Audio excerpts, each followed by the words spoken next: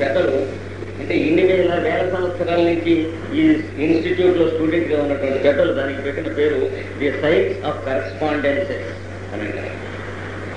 దాన్నే మనకు ancient Indian లాంగ్వేజ్లో న్యాస విద్య అని అంటారు. వాళ్ళు దానికి మనకి తయారు చేయాల్సిన సిలబస్లో నేర్పేవాళ్ళు కనుక వాళ్ళు పెట్టడం నేమ్స్ చాలా గమ్మత్తుగా ఉంటాయి.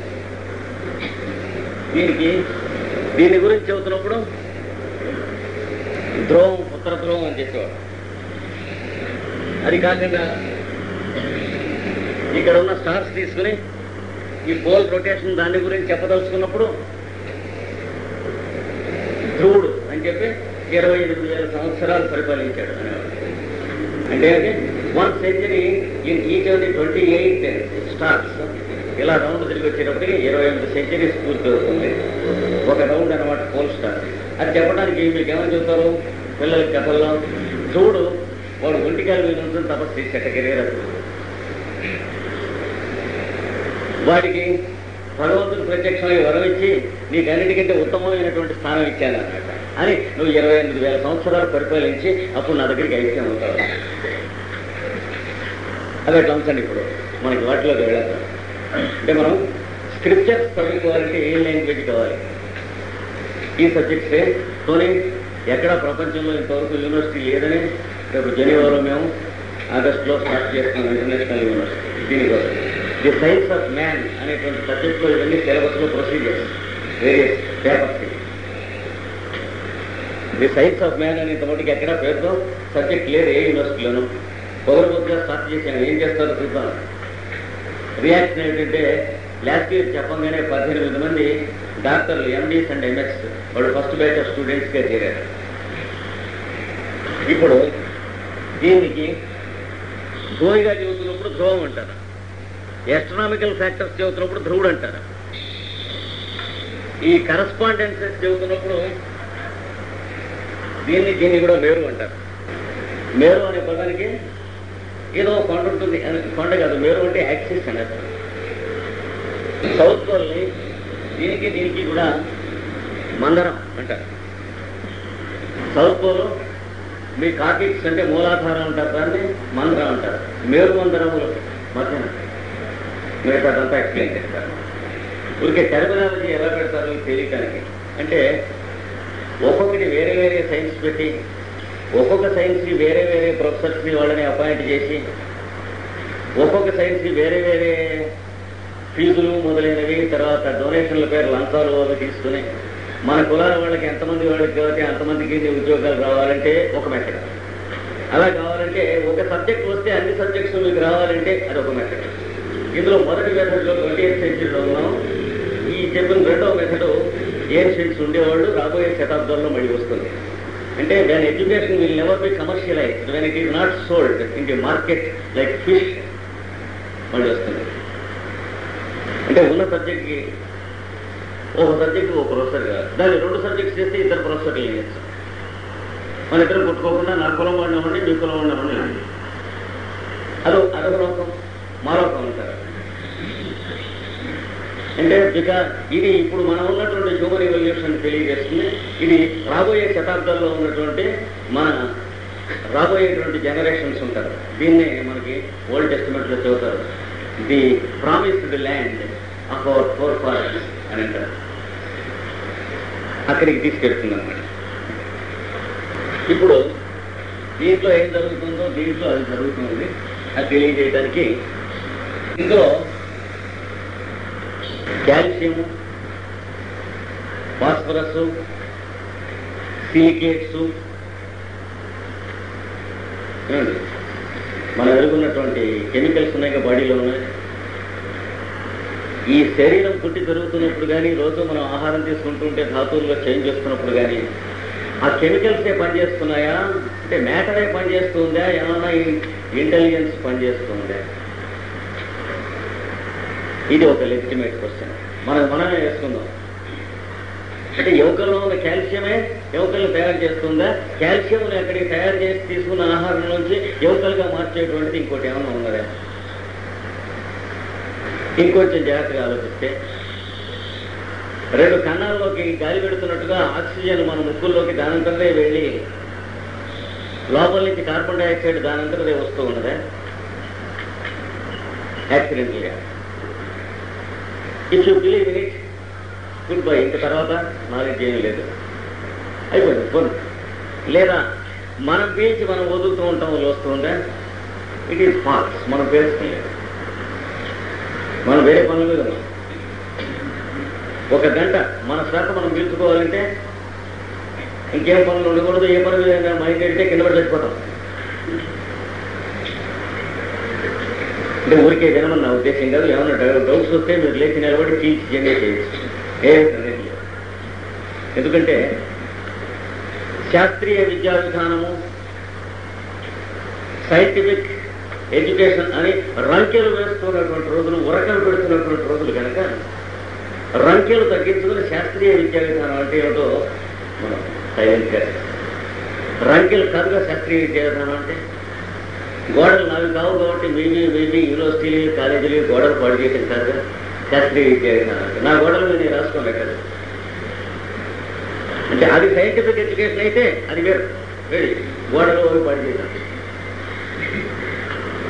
చూద్దాం. అది కనుక అయినట్లయితే మనం చేద్దాము, వాడు తప్పదు. అదే ఎడ్యుకేషన్ అంటే విల్ డూ ఫార్వర్డ్. ప్రస్తుతం వరకు మనకి అది కాదని అనిపిస్తుంది. We may be wrong, we may be right. మీ గోడ మీద నేను, నా గోడ మీద మీరు రాయటం శాస్త్రీయ విద్యా విధానం కాదని ప్రస్తుతం మనకు ఉన్నటువంటి లిటిల్ బ్రెయిన్కి అనిపిస్తుంది. కాదుకూడదని మీకు ఎవరికైనా అనిపిస్తే అది ఫాలో అయ్యింది.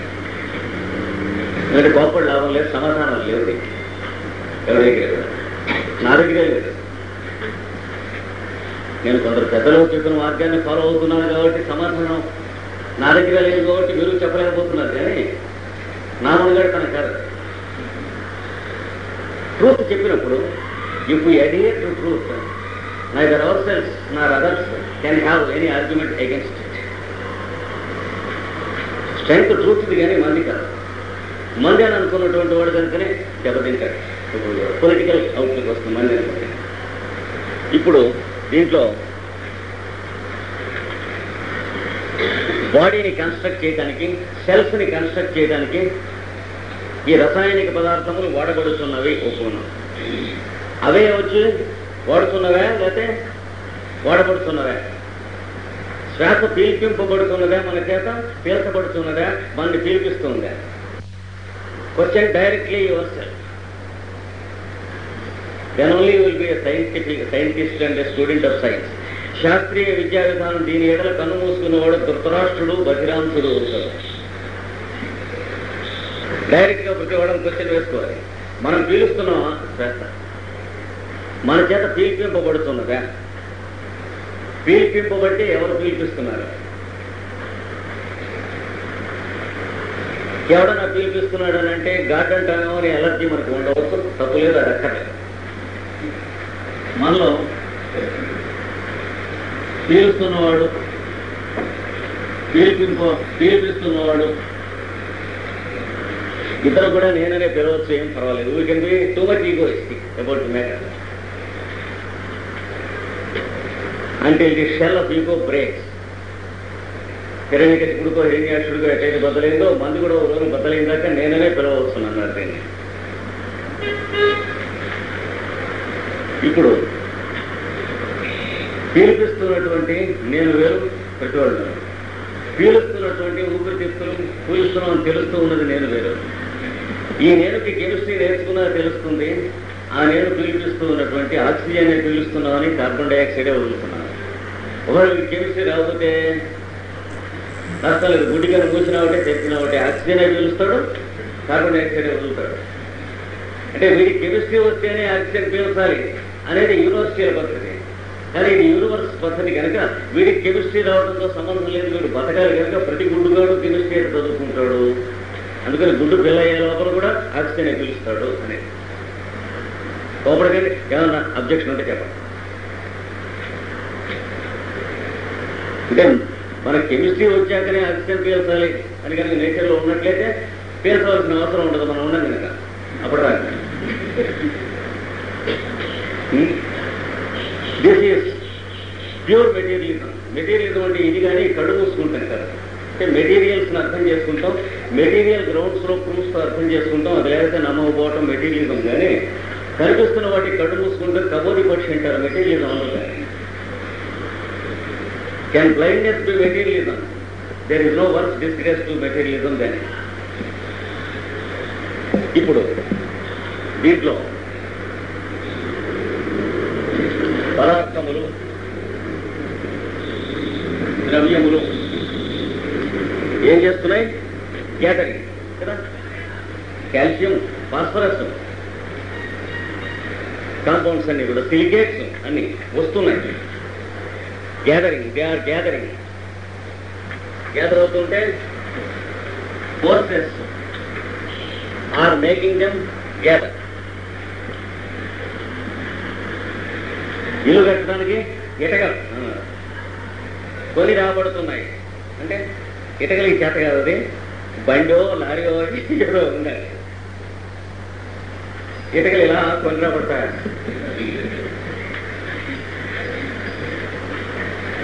లారీలో కూడా ఆ వెనక చాసెస్, ఆ డిక్కీ, డబ్బి అవి కట్టినవి, ముందు ఉన్నటువంటి బానెట్, దాని డబ్బా, ఇంజిను, మెషిను, అందులో ఉన్నటువంటి మెటలు, ఇందులో ఏవి లాక్కొచ్చేటువంటి శక్తి కలిగినటువంటి కావు.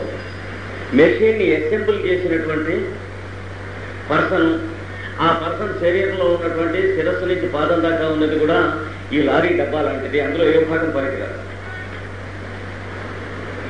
లారీలో వెనక ఉన్నటువంటి డబ్బా, ముందు ఉన్న డబ్బా, బాయనెట్, మిషన్లు, అందులో ఉన్నటువంటి ఇనుము ముక్కలు ఎట్లాంటిదో ఈ శరీరంలో పాదం నుంచి శిరస్సు దాకా ఉన్నటువంటివి కూడా అవి అలాంటివే. They are to be assembled అంటే కెనాట్ అసెంబుల్. అసెంబుల్ చేసిన వాడు ఎక్కడున్నాడు? లారీని అసెంబుల్ చేసింది ఎవడో అంటే మనిషి. అలాగే ఈ శరీరం అనేటువంటి లారీని అసెంబుల్ చేసింది కూడా మనిషే. లారీలో ఏ భాగం ఈ మనిషి ఎలాగైతే కాదో, ఈ శరీరంలో ఏ భాగం ఉందో అలాగే మనిషి కాదు. ఈ సీటు డ్రైవర్ గారు అంటారు ఇట్లాంటిది.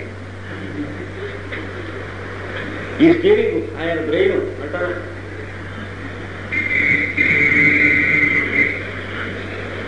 ఊరికే వినవద్దు. అబ్జెక్షన్స్ ఉంటే చెప్పండి, ఇది బాగులేదు చెప్పండి. ఎందుకంటే ఇక్కడ థర్డ్ క్లాస్ లేచి నుంచి ఉంటే థర్డ్ క్లాస్ ఇచ్చేటువంటి క్లాసులు ఎడ్యుకేషన్ మార్కెట్లో పెట్టి సిగ్గులేక అమ్ముకునే చోటు పంచుకుని తినేటువంటి చోటు అంటారు వీళ్ళని. విజ్డమ్ టీచింగ్ టెంపుల్ అని పేరు పెట్టుకున్నాం కానీ ఇంకేం కావాలి. అందుకని అందరం పంచుకున్నాం. ఇక్కడ చేట్లో మూడవది ఇటకలు, సొన్నము మొదలైనవి. లారీ లేక ఎద్దుబండి ఏదో ఒకటి అంటే లోకోమోషన్కి కావలసినటువంటిది. మూడవది దీన్ని తెచ్చువాడు, దాన్ని కూర్చువాడు, అవి పట్టుకొచ్చువాడు, ఇల్లు కట్టుకునేవాడు. చేసి ఇట్లు ముగ్గురు ఉన్నారు ఇక్కడ. ఇట్టేమో ఇటుగా అంటే material plane or matter. She ఏమో ఫోర్స్, ఈ ఏమో ఇల్లు కట్టుకోదలుచుకున్నవాడు. మూడు ఉన్నాయి. కాన్ఫరెన్సెస్కి హీషీకి వచ్చారు అనేవాడు దుగ్గిరాల గోపాలకృష్ణయ్య గారు. మా చిన్నప్పుడు మేము ఇంత ఉండేవాడు. అప్పుడు అంటే కాంగ్రెస్ బాగున్న రోజుల్లో వాసన గీసన వేసేది కాదు, వేస్తే పువ్వుల వాసన వేసేది.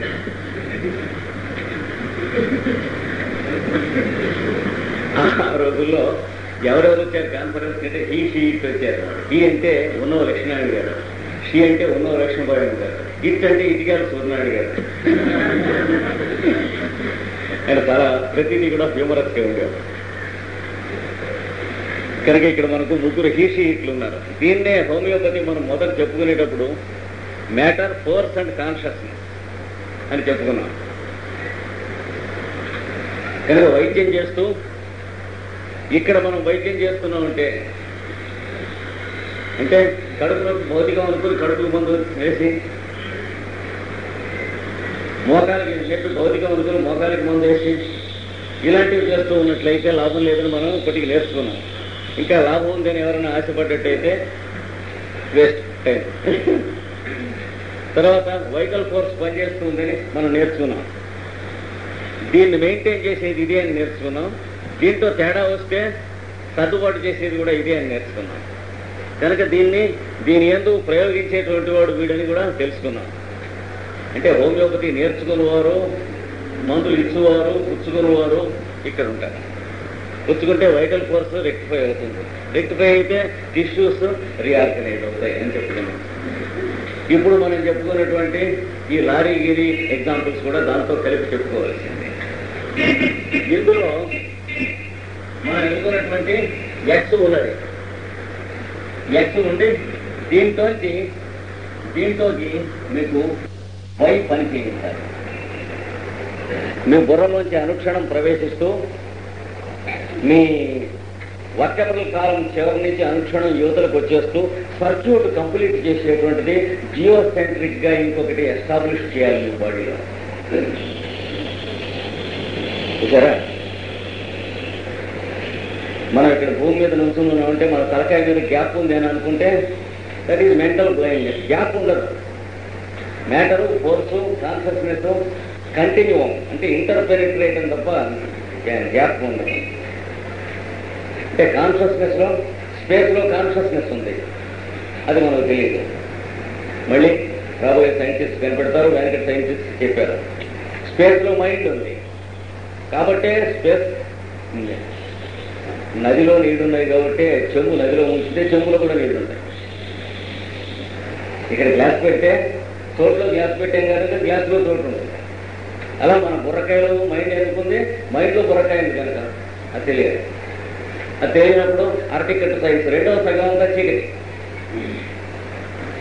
ఎన్ని డీటెయిల్స్ కనుక్కున్న మోడర్న్ సైన్స్కి ఆ రెండవ సగానికి వాటర్ టైట్ గోడ పెట్టబడి ఉంది ఈరోజు. Except those students of the institute about which I spoke. ఆ ఇన్స్టిట్యూట్ అన్ని కంట్రీస్లోనూ ఉంది. ఎందుకంటే గవర్నమెంట్స్కి పాలిటిక్స్కి సంబంధించింది కాదు కనుక ఏ గవర్నమెంట్ వచ్చినా వాళ్ళకి వస్తే కనుక రిలీజియన్ ఏదొచ్చినా సరే పాపం వీళ్ళు పిల్లకాయలాగా అదేదో తిందాం, చాక్లెట్ తిందాం అన్నవాడు, బిళ్ళలు తిందాం అన్నవాడు ఏడుస్తున్నట్టుగా ఈ రిలీజియన్ అన్నవాడు, ఆ రిలీజియన్ అన్నవాడు ఏడుస్తుంటే చక్కగా వాళ్ళు చూసి వాళ్ళు ఆనందిస్తూ ఉంటారు. వాళ్ళకి సంబంధించింది ఆ ఇన్స్టిట్యూట్. వాళ్ళు దాంట్లో వాళ్ళు నేర్పే సైన్స్లో ఇది ఉంటుందన్నమాట. ఈ సర్క్యూట్ ఎస్టాబ్లిష్ అవుతుంది. సర్క్యూట్ ఎస్టాబ్లిష్ కావాలంటే కనెక్షన్స్, తీగలు కావాలి. అది ఎలక్ట్రిసిటీ, మనం ఎరుగున్న ఎలక్ట్రిసిటీకి మాత్రమే. కానీ radio active pool of force and consciousness, దానికి ఏం వైర్స్ కావాలి? మనం ఎరుగున్న రేడియో యాక్టివ్ పూల్ కన్నా పైన ఈఎంఎఫ్ ఎలక్ట్రోమాగ్నెటిక్ ఫీల్డ్స్ ఉన్నాయి. వాటికి ఏం కావాలి? దాని ద్వారా లింకప్ అవుతుంది. అవి దీన్ని ఎస్టాబ్లిష్ చేయడానికి మొట్టమొదటి బాట వెన్నెముక. ఒక నగరం కట్టినట్లు శరీరం నిర్మాణం చేయడానికి ఈ బాటలో ముందర పెద్ద పెద్ద ఇంజనీర్లు వాళ్ళ దగ్గర కావాల్సిన ఇమీడియట్ స్టాఫ్ పిలువబడతారు. మొదటే స్ట్రైక్ చేసేవాళ్ళు అక్కడ 10 to 5 తోపుని ఆ పుస్తకాలు మూసే సాయంత్రం ఇంటికి వచ్చేవాళ్ళు చేస్తే నిర్మాణం అవ్వదు. అది బయట ప్రపంచంలో కానీ లోపల ప్రపంచంలో అలా తయారవదు. ఎప్పుడు ఎంబ్రియో ఫీటస్లో డెవలప్ అయ్యేటప్పుడు తల్లి గర్భంలో శిశువు డెవలప్ అవుతుండగా అక్కడ మరి స్ట్రైక్ చేసేటువంటి వాళ్ళు, వాళ్ళ మీద పెత్తనం చేసే బూర్జువారు, ఇలాంటి పదజాలం వాళ్ళ దగ్గర ఉన్నట్లయితే మనలాగే వాళ్ళ మొహంలో ఏడుస్తూ ఉండేవి. లోపల నేచర్లో జరిగేటువంటి ఫెనామినా జరగదు.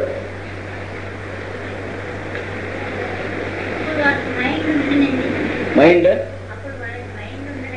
అంటే మనం దేన్ని మైండ్ అని పిలుస్తున్నాం అది ఉండదు, దీని పైన ఉంటుంది. అంటే మనం నిద్రపోతున్నప్పుడు మన ఊపిరి నడుస్తుందా లేదా, ఊపిరికి మైండ్ ఉందా లేదా, నిద్రపోతున్నాం ఆ మైండ్ ఉంటుంది. కానీ ఆ మైండ్ మనకు లేదు కనుక మన మైండ్ని వాళ్ళకి అట్రిబ్యూట్ చేసి మైండ్ అని అన్నారు. Because our mind can never do such things. నిద్రపోతూ మనం ఊపిరిని పీల్పింపగలమా? నిద్రపోతే తీసుకెళ్ళి లాడ్లో పడి శాస్త్రం మారేసింది, ఇంకే ఊపిరి అయిపోతుంది. నిద్రపోతూ ఉండగా హార్ట్ బీటు, రెస్పిరేషన్, సర్క్యులేషన్ లోపల ఆటోమేటిక్గా నడుస్తూ ఉండే ఇంటెలిజెన్స్ అంటూ ఇంకొకటి మైండ్ అన్నవే. ఆ ఇంకొక మైండ్ కనుక లేకపోతే ఈ మైండ్ కనుక గతి అయితే అంటే వీడు పిచ్చిముండ కొడుకు లాంటి ఆఫీసర్, వీడికి మేల్కొన్నప్పుడు తప్ప వీడికి ఏం తెలియదు. ఈ మైండ్కి వీడి మహా తెలిస్తే మార్కులు తెచ్చుకుంటాం, డిగ్రీలు పుచ్చుకుంటాం, ఉద్యోగాలు కాంపిటీషన్ కొట్టడం, వంకాయలు పుచ్చులు లేకుండా అనుకుంటాం, ఒక 10 నెలల పైసలు తక్కువగా బేరం చేయడం, డిగ్రీలు ఇట్లాంటి తక్కువ విషయాలు తప్ప వీటి పైన ఉన్నటువంటి హార్ట్ బీట్, రెస్పిరేషన్ ఇలాంటి నిజంగా వాల్యూబుల్ థింగ్స్ తెలిసినటువంటిది కాదు ఇప్పుడు మన ఎదుగున మైండ్. అంటే ఇవన్నీ పనిచేస్తూ ఉంటే మన మెదవైశాలు ఏంటనే పనికి వస్తుంది. శ్వాస తనగా నడుస్తూ ఉంటే, గుండె తనగా పనిచేస్తూ ఉంటే, డైజెషన్ తనగా పనిచేస్తూ ఉంటే అప్పుడు నువ్వు బుద్ధి లేదా, నువ్వు ఆ పార్టీలు చేరుతావు, నువ్వు ఈ పార్టీ జెండాలు మార్చుకునేది అందుకు పనికి వస్తుంది ఇప్పుడు మన ఎదుగున మైండ్. కానీ వెనక బ్యాక్గ్రౌండ్ మైండ్ అది, దాంట్లో పని చేయడానికి కొందరిని పంపిస్తారు. Properties, properties of matter, properties of force, properties of consciousness. 3 ఈ ప్రాపర్టీస్ ని ప్రాచీనంగా ఏమన్నారు? ధర్మములు, పదార్థ ధర్మములు, శక్తి ధర్మములు, దేశ ధర్మములు, కాలధర్మములు మొదలైన ధర్మములని. వీటిలలో పనిచేసే ఇంటెలిజెన్సెస్ ప్రతి అణువణువునందు ఉన్నారు. వాళ్ళని దే హ్యావ్ నో మైండ్, మనస్సు ఉండదు, ధర్మం ఉంటుంది. కానీ ఇది హయ్యర్ మైండ్ అంటే వాళ్ళు ధర్మమునందు వర్తిస్తారు కానీ మెంటల్ బీయింగ్స్ కాదు. వాళ్ళు they are beings of the laws of nature and properties. కనుక వాళ్ళకి ట్రాన్స్గ్రెషన్ ఉండదు. ఉప్పు ఉప్పుగానే ఉంటుంది, చక్కెర తీయగానే ఉంటుంది, కమిషన్ కొట్టడం ఉండదు ప్రాపర్టీస్లో. అంటే అన్క్యానీ ప్రెసిషన్ ఉంటుంది ఆ కింగ్డమ్ నేచర్లో. అక్కడ ఉన్నటువంటి వాళ్ళని ఇక్కడ పని చేయడానికి తీసుకొస్తే ఇద్దరు కలిసి వస్తారు. ఇక్కడ వచ్చి ఒకరి ఇక్కడ ఉండిపోతాడు, ఒకరి ఇక్కడ ఉండిపోతాడు. బయటకు మన రెస్పిరేషన్ చేయడానికి ముందు తల్లి గర్భంలో తయారవుతూ ఉన్నప్పుడు ఒకడు హార్ట్ సెంటర్గా, హార్ట్ని ఫంక్షన్ చేయించే సెంటర్గా వెన్నెముకలో ఉండిపోతాడు, ఒకడు హెడ్ని ఫంక్షన్ చేయించే సెంటర్గా హెడ్లో ఉండిపోతాడు. ఒకే కాన్షియస్నెస్ రెండుగా పనిచేస్తుంది. ఆబ్జెక్టివిటీ అంటారు. మనం నిద్రపోతున్నప్పుడు సబ్జెక్టివిటీ ఒకటే ఉంది, ఆబ్జెక్టివిటీ లేదు, ఒకటే ఉంది. అంటే మన ఎదుగున్న మనం లేదు, ఈ మైండ్ లేదు, ఈ వెనకన్న మైండ్ ఉంది. కానీ ఏమీ ఆగలేదు. రెస్పిరేషన్ పనిచేస్తుంది, సర్క్యులేషన్ పనిచేస్తుంది, డైజెషన్ పనిచేస్తుంది. ఏదైనా దొరక పుట్టినట్లయితే మన మైండ్ బయటకు వస్తారు. లేకుండా ఇంకా వాలంటీర్స్ చాలా మంది ఉన్నారు, గోక్కుంటూ ఉంటారు. నిద్రపోతుంటే మెలుకు రాకుండా గోక్కం. కనుక మన మైండే మేలుకొని ఉండాలని లేదు, లేకపోతే ఏం నష్టం లేదు. ఎవరికి ఎప్పుడో స్ట్రైక్ చేస్తాను బెదిరించినా కంగారే లేదు ఈ మైండ్. కనుక రెండు చోట్ల పనిచేస్తుంది. కనుక బర్త్ ఆఫ్ ఆబ్జెక్టివిటీ అంటారు దీన్ని. అంటే హార్ట్ కాన్షియస్నెస్, హెడ్ కాన్షియస్నెస్ రెండుగా పనిచేస్తుంది. ఒకటే రెండుగా పనిచేయడానికి 2 భాగములు. దీన్ని ఏమంటారంటే పైథాగరస్ ఆయన స్టూడెంట్స్ని చెప్పేటప్పుడు ఇలా చెప్పేవాడు, ఇక్కడ ఉన్న పోతే ఇక్కడ ఉన్నది, ఇది ఆయన చెప్పేది. బొమ్మ వేసేవాడు, సన్న చుట్టేవాడు పైథాగరస్. ఇక్కడ ఉన్న పోతే ఇక్కడ ఉన్నది, కానీ సర్కిల్ బయట అంటే లోపల బయట అనేటువంటి డిఫరెన్షియేషన్ ఏర్పడుతుంది. టీచింగ్ మెథడ్స్ పద్ధతి అది. ఎగ్జాక్ట్గా పైథాగరస్ రాసినటువంటి లెసన్స్ మనకి 33 వాల్యూమ్స్ అలాగే వచ్చినాయి. మనం ఇందులో దీనికి ఉన్నటువంటి పరస్పర సందర్భం లాంటిదే ఇది సపరేట్ అవడం. దీన్ని ఇక్కడ ఒకటేమో ఈ మైండ్గా పనిచేస్తుంది, ఈ మైండ్గానే ఉంటూ ఉన్నది హార్ట్లో ఉంటుంది మనకి, ఈ మైండ్గా ఉంటూ ఉన్నదే బ్రెయిన్లో ఉంటుంది. This is called more awakened and more localised mind. అంటే దీనికంటే ఇది ఎక్కువ మెళుకువగా ఉంటుంది, దీనికంటే దీని పన్నా తక్కువ, చిల్లర డబ్బుల మైండ్ ఇది. దీనికంటే దీనికి పన్నా ఎక్కువ, దీనికంటే ఇది మెలకువ తక్కువగా ఉంటుంది. ఎవరికి? మనకి. తనకి మనం నిద్రపోతున్నా మనలో పనిచేస్తూ ఉంటుంది. మన దృష్టిలో ఇది మెలకువగా ఉన్నట్టు తెలియడానికి అవకాశం లేదు. అంటే మన హార్ట్ ఫంక్షన్స్లో మన తెలివితేటలు ఉన్నాయని మనకు తెలుస్తుందా? బ్రెయిన్లో ఉన్నాయని తెలుస్తుంది. ఎందుకంటే చదువుకుంటానికి వంకాయలు కొనడానికి వీటికి మనకు పనికొస్తుంది కనుక ఇక్కడ ఉన్నట్టు తెలుస్తుంది. హార్ట్ ఫంక్షనింగ్స్ లో ఎందుకంటే బ్యాక్గ్రౌండ్ మైండ్ ఉన్నట్టు మనకి తెలియడానికి మనం ఎదుగుతున్న డే టు డే అఫైర్స్ లో అప్లికేషన్ లేదు, లోపల పనిచేస్తున్నటువంటి అఫైర్స్ లో అప్లికేషన్ ఉంది. అందుకని this is called the background mind, background consciousness. This is called the localized consciousness or what we call mind. ఇప్పుడు మనం ఎదుగుండి పరీక్షలు పాస్ అవుతుంది, ఫస్ట్ క్లాస్ తెచ్చుకుంటూ ఉన్నది, గోల్డ్ మెడల్ కొడుతూ ఉన్నది ఈ మైండ్ అనమాట. అంతకంటే ఎక్కువ పనికిరాదు. అదే ఉద్యోగానికి తనకే తెచ్చుకుని ఎదుటోడికి రానియకుండా చేయగలిగింది, ఇట్లాంటివన్నీ కూడా ఇందులో ఉంటాయి. కాంపిటీషన్లో నుంచునేది, దీనికి కాంపిటీషన్ అక్కర్లేదని తెలుసు, దీనికి తెలిసిందాకా ఏడుస్తూ ఉంటుంది. ఇప్పుడు దీన్ని మనం మైండ్ అంటాం. ఇది బ్రెయిన్లో నిలబడ్డది, ఇది హార్ట్లో నిలబడ్డది. తర్వాత డెవలప్ అయ్యాక మనం అన్నిటికీ ఇన్నర్ మోస్ట్ కాన్షియస్నెస్ ఏమని పిలిచాం, ఇక్కడ హార్ట్ సెంటర్లో ఉంటుంది. ఇది బ్రెయిన్ సెంటర్లో విల్ అనేటువంటిది పనిచేస్తుంది. ఆరోగ్యంగా ఉన్నవాడికి మాత్రమే విల్ పనిచేస్తుంది. పర్ఫెక్ట్ హెల్త్ లేనటువంటి వాడికి విల్ ఉండవలసిన చోట ఏముంటుంది, ఆబ్స్టినెసీ ఉంటుంది. అంటే సంకల్ప శక్తి లేదా అది చిన్నగా ఉండకపోతే మూర్ఖత, ఎవరు చెప్పినా వినకపోవటం, తలపొగరు. సామాన్యంగా విల్ పవర్ అంటే దీనికే వాడేస్తూ ఉంటాం పదం. వాడికి చాలా విల్ పవర్ ఎక్కువ, ఎవరు చెప్పినా విన్నట్టు ఉంటాం. This is a buffoon and A fake of will power. Will power కాదు ఇది. విల్ పవర్ ఉన్నటువంటి వాడికి చాలా ఫైన్గా, హ్యాపీగా, డెలికేట్గా ఉంటుంది. ఎవరితోనూ డిఫర్ అవ్వాల్సిన అవసరం లేదు, దాని కాంప్రమైజ్ కూడా అక్కర్లేదు. వాటితో ఉన్నంత స్వీట్గా మీకు కంపెనీ ఇంకెవరితోనూ ఉండదు విల్ పవర్ ఉన్నది కనుక. విల్లు, లవ్, దీని చుట్టూ లేయర్స్ వస్తే మనం ఎదుగుతున్నటువంటి లాజిక్ ఇవన్నీ వస్తాయి. ఇంటెలిజెన్స్, సెన్సెస్, సెన్సేషన్స్, మనం మన హోమియోపతిలో చెప్పుకుని లేయర్స్ అన్నీ వస్తాయి. కనుక ఇక్కడ హార్ట్లో ఉన్నటువంటి లవ్ అనేటువంటి పేరుతో ఒక అయాం పనిచేస్తూ ఉంటాడు మీలో. ఇక్కడ హెడ్లో విల్ అనేటువంటి పేరుతో ఇంకొక అయాం పనిచేస్తూ ఉంటాడు. ఈ లోపల ఇంకా పెద్ద ఆఫీసర్స్ ఈ మొత్తాన్ని పనిచేయించి ఇన్స్ట్రుమెంట్గా వాడటానికి ఎందుకు ఈ ఇన్స్ట్రుమెంటు అని అడిగితే పైథాగరస్ చెప్పాడు, space wants to speak to it self, therefore it makes its own vehicles to speak, that is our body. Pythagoras చెప్పింది. చోటు తనతో తాను మాట్లాడుకోదలుచుకున్నది, దాని ప్రాపర్టీస్ ఆఫ్ స్పేస్లో అది ఒకటే. మాట్లాడటానికి అది ఇన్స్ట్రుమెంట్స్ తయారు చేసుకుంటుంది, అవే మన వెహికల్స్, దాని ప్రాసెస్ ఇది ప్రొసీజర్.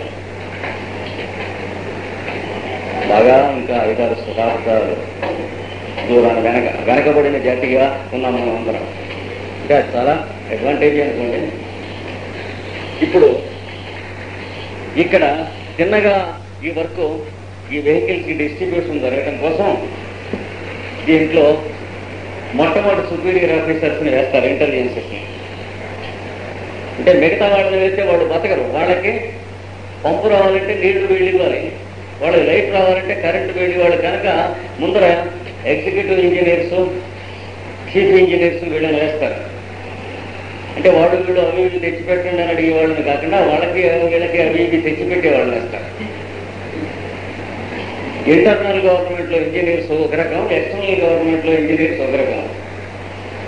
కానీ ఇది ఇంటర్నల్ గవర్నమెంట్ కనుక ఇక్కడ ఉన్న ఇంజనీర్స్ అంతా కూడా వాళ్ళకి వీళ్ళకి నీళ్లు, పంపులు, లైటు, సౌండ్ ఇవన్నీ తెచ్చి పెడుతూ ఉంటారు తప్ప మరి మీ జీపులు వాడుకుని మీ సినిమాకి టికెట్ లేకుండా వచ్చి ఇట్లాగా చేసేది. అంటే అది ఆ గవర్నమెంట్ వేరు. వీళ్ళలో ఒక ఆయన తమాషా ఊరికి ఎగ్జాంపుల్ చూపాను. దానికి పనిచేసే సెంటర్స్ ఉన్నాయి, డక్లెస్ గ్లాండ్ సెంటర్ వాటిలోనే. ఒక ఆయన నంబర్ కాన్షియస్నెస్ అంటాం, ఓ ఆయన ఉన్నాడు అందులో. అంటే నంబర్లు తెలుస్తాయి, మనకి ఎలా తెలుస్తాయి? మ్యాథమెటిక్స్ క్లాస్కి వెళ్ళామని వాళ్ళు తెలుస్తాయి అనుకుంటాడు ఇడియట్. ఒక ఆయన తమాషా ఊరికి ఎగ్జాంపుల్ చూద్దాం. దానికి పనిచేసే సెంటర్స్ ఉన్నాయి, డక్లెస్ గ్లాండ్ సెంటర్ వాటిలోనే. ఒక ఆయన నంబర్ కాన్షియస్నెస్ అంట ఓ ఆయన ఉన్నాడు. అందులో అంటే నంబర్లు తెలుస్తాయి, మనకి ఎలా తెలుస్తాయి అంటే మ్యాథమెటిక్స్ క్లాస్కి వెళ్ళామని వాళ్ళు తెలుస్తాయి అనుకుంటాడు ఇడియట్. నంబర్లు ఎవరు కనిపెట్టారు అంటే కొన్ని ఇండియాలో, కొన్ని ఈజిప్ట్లో పిచ్చిముండా కూడా సిరీస్ హిస్టరీ ఆఫ్ అర్థమెటిక్ లో నంబర్స్ లో ఇట్లాంటి వాల్యూమ్స్ నాన్ సెన్స్ గా థింగ్స్ రాసినవి మనం కర్మగారు చదువుతూ ఉంటాం. నంబర్స్ కనిపెట్టినటువంటి వాడు ఏ దేశంలో ఉన్న సైంటిస్ట్ మొదట అని లెక్కేస్తే ఫీటస్ పెరుగుతుంటే తల్లి గర్భంలో 32 పళ్ళు ఉండాలి. ఏ మ్యాథమెటిక్స్ ప్రొఫెసర్ చెప్తున్నాక అయితే 32 ఉండవు. 16, 4, 6, 7, 2, 3 ఉంటాయి. ఊరికి 16 పళ్ళు, ఊరికి 72 పళ్ళు ఇలా ఉంటాయి. కనుక నంబర్ అంటే మ్యాథమెటిక్స్ ప్రొఫెసర్ అసలే ఎక్కడ ఉన్నాడు? గర్భంలో మన బ్రెయిన్ సెల్సే ఇంకా పుట్టలే, మనం నేర్చుకునేందుకు 2 ఊపిరితిత్తులు పొరపాటు 1.5 ఉండవే. యువకలెన్ని వెన్నీ ఒకరు అదే కాన్స్టెంట్ నెంబరు, రిప్స్ ఎన్ని అదే కాన్స్టెంట్ నెంబరు, ఇక్కడెన్ని 2 ఎప్పుడు కూడా, ఇక్కడెన్ని 1. ఇట్లాగా ఇక్కడెన్ని ఈ లెక్కలన్నీ కూడా పైనుంచి కింది దాకా మీరు లెక్కలేస్తే సేమ్ కాన్స్టెంట్ నెంబర్. అంతేకాదు యాటమ్స్ లో కూడా మీకు ఎటామిక్ నెంబర్,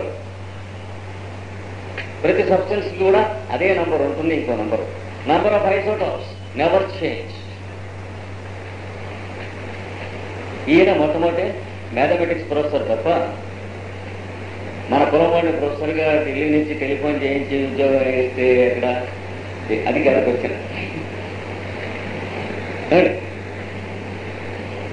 సమ్మర్ సెషన్స్ పెడితే ఆస్ట్రేలియా నుంచో అమెరికా నుంచో వచ్చి అలా రోజు 10 నిమిషాలు చెప్పి ఎవరో తెల్లవారు నంబర్ లోపల ఉన్నారు. ఎప్పటి నుంచి పనిచేస్తున్నాడు ఈయన? కడుపులో మన బాడీ లిమ్స్ దగ్గర నుంచి తయారవుతున్న పనిచేస్తున్నాడు. 2 కన్నులు, 2 ముక్కు కన్నాలు, 2 చెవులు, 1 నాలుకే. ఇట్లా 2+1 ఫార్ములా వేసుకుంటూ వస్తున్నాడు. ఏది? బ్రెయిన్, 2 కళ్ళు, 1 ముక్కు, అలాగే 2 ఊపిరితిత్తులు, 1 గుండెకాయ, ఇలాగ పైనుంచి కిందికి వెన్నెముకలో 1 పేరు, దానికి మధ్యన 1 ఇట్లాగ వేసుకుంటూ ఫార్ములా వస్తున్నాడు డిజైన్. ఈయన నంబర్ కాన్షియస్నెస్ అంటారు. చిన్నపిల్లలు వాళ్ళకి 1, 2 ఇంకా చెప్పరు. ఇద్దరిని ముంచోబెట్టి వీడికి 5 చాక్లెట్లు, వాడికి 2 చాక్లెట్లు ఇవ్వండి. 5 అనే పేరు వీడికి రాదు, 2 అనే పేరు వాడికి రాదు. కానీ 2 చాక్లెట్స్ ఇచ్చిన వాడు కింద పడి ఓహని ఏడుస్తాడు అవతల బాధేసి. అంటే మీరు చెప్పిన 5, 5, 2, 2 అనేది లేదు, కానీ 5నెస్ అండ్ 2నెస్ అనేటువంటి తెలిసిన వాడు వాళ్ళు ఉన్నాడు. చూసారా? కనుక నంబర్ కాన్షియస్నెస్ అని ఒక ఆయన ఉన్నాడు. ఆయనే మన ఏన్షియంట్స్ కపిలుడు అన్నారు. ఒక ఇంగ్లీష్ వాడు మొట్టమొదటిగా భారతదేశానికి వచ్చినప్పుడు ఏవో పిచ్చుకునేవాడు పుస్తకాలు అనుకున్నారు. వాళ్ళ స్టేజ్ని బట్టే వాళ్ళు ఏదైతే అవి అనుకుంటారు. వాళ్ళు కపిలుడు బీసీ వాడా ఏడీ వాడా అని చెప్పి పెద్దలే. అంటే ఆ స్తంభానికి అట్టున్నవాడా ఇటున్నవాడా తప్ప ఊళ్ళో ఇంకా మనుషులు ఉంటారని తెలియదు. Very narrow and conceited in the British brain. ఆ రోజు ఈ రోజు కూడా అంతే. దేవుడు కూడా భూమికి అవతారంగా దిగొస్తే ఇంగ్లీష్లో మాట్లాడతారని చెప్తాడు. ఇప్పటికంటే ఇంకో మాట కాదు. కపిలుడు నంబర్ కాన్షియస్నెస్. అందుకని ఆయన ఇచ్చిన దాన్ని సాంఖ్యము అనేటువంటి దర్శనంగా గ్రూపింగ్ ఆఫ్ థింగ్స్ ఇచ్చాడు. ఇంకోటి అలాగే షేప్ కాన్షియస్నెస్. ఈయన అసలు చీఫ్ ఇంజనీర్. అంటే అసలు శుక్రకిరణం దిగుతూ ఉండగానే ఆయన దాంతో పాటు ఆ స్టీమర్లో లాంచ్ చేస్తాడు. లేకపోతే ఏమవుతుంది? షేప్ కాన్షియస్నెస్ లేదా బ్లూ ప్రింట్తో రావాలి ఆయన. లేకపోతే మనిషి గర్భంలో దొన్న పుట్టచ్చు, ఎలిక గర్భంలో ఎలికే ఎలా పుడుతూ ఉంది, మర్రి గింజలోంచి మర్రి చెట్టు ఎందుకు పుడుతుంది, వెర్రి చెట్టు పుట్టకుండా. కనుక ప్రతిదీ కూడా జర్మినేట్ కాబోయే ముందే షేప్ కాన్షియస్నెస్, ఈయన డ్రాఫ్ట్స్ మ్యాన్ అనమాట. శుభ్రంగా మొత్తం ప్లాన్ అంతా వేసుకుని కిటికీల దగ్గర నుంచి ర్యాప్టర్స్ దగ్గర నుంచి ఆ బ్లూ ప్రింట్తో పాటు దిగిపోతాడు. దిగి ఆ టర్మ్స్లోనే ఇంక మ్యాటర్ వేస్తాడు అనమాట. ఆ టర్మ్స్లోనే ఫోర్స్ పని చేయిస్తాడు. వీళ్ళందరికీ ఇందులో మొట్టమొదటి సెంటర్స్ వేస్తారు. ఈ రెండో ఆయన ఏమంటారు, మన ఏన్షియంట్ సైంటిస్ట్ విశ్వకర్మ అంటారు. ఒకే ఇంట్రెస్ట్ కోసం 1 గంట స్పెండ్ చేసుకున్నాం. ఈ 2 నెలల క్లాస్ అయిన తర్వాత నిజమైన దీని మీద ఇంట్రెస్ట్ ఉన్నట్లయితే మళ్ళీ ఎప్పుడున్న 2 నెలలు దానికోసం వేరే స్పెండ్ చేసుకున్నాం. Excuse me for your transcripts. ఈ 2 monthsలో మళ్ళీ హోమియోపతి తప్ప ఈ సబ్జెక్ట్లో ట్రాన్స్క్రిప్ట్స్ కావాలి. మొన్న రోజున కొద్దిగా చెప్పుకున్నాం నేచర్స్ లాస్, హ్యానిమన్ ఎలా కనిపెట్టాడు, క్యూర్ అనేది నేచర్ ఎలా చేస్తుంది అన్నదాని గురించి అది ఈ పూట ఎక్స్ప్లెయిన్ చేసుకున్నాం. మీకు ఆర్గనాన్లో 38వ సూత్రం దగ్గర నుంచి ఆ టాపిక్ ఉంటుంది. ఇందులో ఫస్ట్ సెక్షన్ ఇలా ఉంటుంది. మనం కన్సిడరేషన్లో తీసుకోవాల్సినవి, ఒక వ్యాధి మనిషిలో ఉండగా ఇంకొక వ్యాధి వస్తే ఏమవుతున్నది అని అబ్జర్వ్ చేయాలి. ఒక వ్యాధి ఒంటి మీద ఉన్న మనిషి ఉన్నాడు, వాడి ఒంటి మీదకి ఇంకొక వ్యాధి వస్తే అని ఎన్ని రకాలుగా వస్తుంది. ఈ వ్యాధి లక్షణాలకి సంబంధం లేకుండా వచ్చేది ఒక రకం. ఈ వ్యాధి లక్షణాలకి సిమిలారిటీ ఉండి వచ్చే వ్యాధులు ఒక రకం. కాలువాపు, జ్వరము, తలనొప్పి, ఒళ్ళనొప్పులు, దానికి ఏమీ సంబంధం లేదు. కాలివాపు 17-18 సంవత్సరాల నుంచి ఉంది. జ్వరం ఏదో ఫ్లూ వచ్చింది, అది క్రానిక్ డిసీజ్ తాలూకు సెటిల్ అయిపోయి ఉన్నది. ఇది అక్యూట్ కంప్లైంట్ వచ్చింది, ఇది ఒక రకం. వచ్చి ఈ మొదటిది బలం అయింది, ఇందులో దుర్బలం అయితే వీడి దగ్గర ఉన్నటువంటి వ్యాధి బలీయంగా ఉండి వచ్చినటువంటి వ్యాధి ఎంతకంటే తక్కువ బలం కలిగింది అయితే అది ఒక కేసు. అలా కాక ఈ వాడి దగ్గర ఉన్న వ్యాధి తక్కువ బలంగా ఉండి ఈ వచ్చినటువంటి వ్యాధి ఎక్కువ బలంగా ఉంది, ఇది ఒక కేసు వస్తుంది. రెండింటికి సమానమైన సిమ్టమ్స్ కలిగి ఉండి మొదట ఉన్నటువంటి వ్యాధి ఎక్కువ బలంగా ఉండి రెండవ వ్యాధి తక్కువ బలంగా ఉంటాం ఒక రకం. మొదటి వ్యాధి తక్కువ బలంగా ఉండి సిమిలర్ సింటమ్స్ ఉండి రెండవ వ్యాధి ఎక్కువ బలంగా ఉంటాం. ఇలా 4 రకాల పాసిబిలిటీస్ ఉన్నాయి. ఈ 4 కంటే పాసిబిలిటీస్ లేవు ఒక వ్యాధి ఉన్నవాడికి ఇంకొక వ్యాధి రావటంలో. ఏమండి, 4 పాసిబిలిటీస్ ఎగ్జాస్ట్ అయిపోయినాయి. ఇందులో ఏ సందర్భంలో ఏం జరుగుతుంది నేచర్లో అబ్జర్వ్ చేశాడు ఆయన. మన్ను కూడా అబ్జర్వ్ చేయమన్నాడు. కాలు వాచి నిలబడిపోయి ఈ వ్యాధి లోపల ఎక్కడో ఏదో ఉన్నది మనకు తెలియదు, కాలు వాపు మాత్రం మనకు కనిపిస్తుంది. బలీయమైంది. తక్కువ బలీయంగా జ్వరం, తలనొప్పి, ఒళ్ళనొప్పులు కొద్దిగా వచ్చినాయి. 4 రోజులు 2 రోజులు ఉన్నాయి, తగ్గిపోయినాయి. This remains unaffected. కానీ ఇది ఎక్కువ బలంగా ఉంది కనుక ఇది అన్ఎఫెక్టెడ్గా ఉంది. ఇది వచ్చి వెళ్ళిపోతుంది కానీ ఇది ఎఫెక్ట్ అవ్వదు. ఇది మొదటి కేసు రాసుకోండి. when two diseases having dissimilar symptoms attack a patient, అంటే వేర్వేరు వేదనలు కలిగిన 2 వేరైన వ్యాధులు ఒకే రోగికి ఏకకాలమున సంక్రమించినచో, ఇది మొదట వచ్చిన వ్యాధి బలీయమైనచో, if the first attacked disease is stronger, then the weaker disease will have no influence at all upon the former disease. అప్పుడు తక్కువ బలము గల వ్యాధి ఆ మొదటి వ్యాధిపై ఎట్టి ప్రభావమును చూపలేదు. అప్పుడు తక్కువ బలము గల వ్యాధి ఆ మొదటి వ్యాధిపై ఎట్టి ప్రభావమును చూపలేదు. ఇది మొదటి కేసు నేచర్లో అబ్జర్వ్ చేస్తున్నాం. తలనొప్పులు ఉంటాయి, ఒకటి పార్శ్వపు నొప్పులు. వీడికి జ్వరం తలనొప్పి వస్తుంది, కానీ జ్వరంతో వచ్చే తలనొప్పి వేరు, సిమిలారిటీ లేదు. వీడికి వచ్చే పార్శ్వ నొప్పి వేరు. ఈ గుడ్డు లాగేస్తూ ఉంటుంది, వికారం ఉంటుంది, ఒక్కప్పుడు వాంతులు అవుతాయి, ఎండ చూడలేడు, ఇలాంటివన్నీ ఉంటాయి. కానీ ఈ జ్వరంలో వచ్చినటువంటి తలనొప్పి వీడికి మీద వెలుతురు ఎండ పడుతూ ఉండాలి, చీకటి భరించలేడు, ఇవన్నీ వచ్చినాయి అనుకోండి. అంటే స్ట్రామోనియం ఫీవర్ అండ్ హెడేక్ వచ్చింది అనుకోండి, చీకటి అంటే భయం, తలనొప్పి ఎంత ఉన్నా వెలుతురు పడాలి, లైట్ వేసి ఉంచాలి రాత్రి తెల్లవారులు. ఇప్పుడు వీడికి ఉన్నటువంటి తలనొప్పికి ఇప్పుడు వచ్చిన వ్యాధికి సిమిలారిటీ లేనే లేదు. ఈ మొదటిది చాలా బలీయమైన వ్యాధి మైగ్రేన్ హెడేక్స్ అంటే 10-12 సంవత్సరాల నుంచి బాధ పెడుతున్నాయి. అలాగా వస్తే ఊపేస్తుంది ఒక రోజులా మనిషిని. కానీ ఈ వచ్చింది ఉట్టి ఫ్లూ జ్వరం, ఈ తలనొప్పి జ్వరం. ఈ తలనొప్పి వచ్చినా జ్వరం వచ్చినా అది వెళ్ళినా దీంతో దానికి ఏమీ సంబంధం లేదు. ఇది వస్తుంది వెడుతుంది, మళ్ళీ అది మళ్ళీ వచ్చేస్తుంది మామూలుగా. ఇది మొదటి కేసు. రెండవ కేసు రాసుకోండి. When 2 diseases having dissimilar symptoms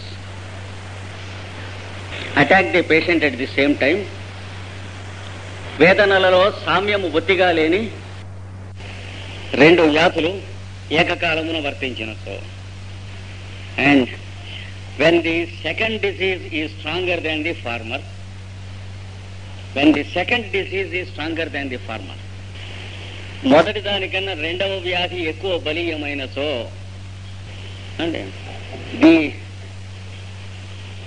new disease suspends the new disease suspends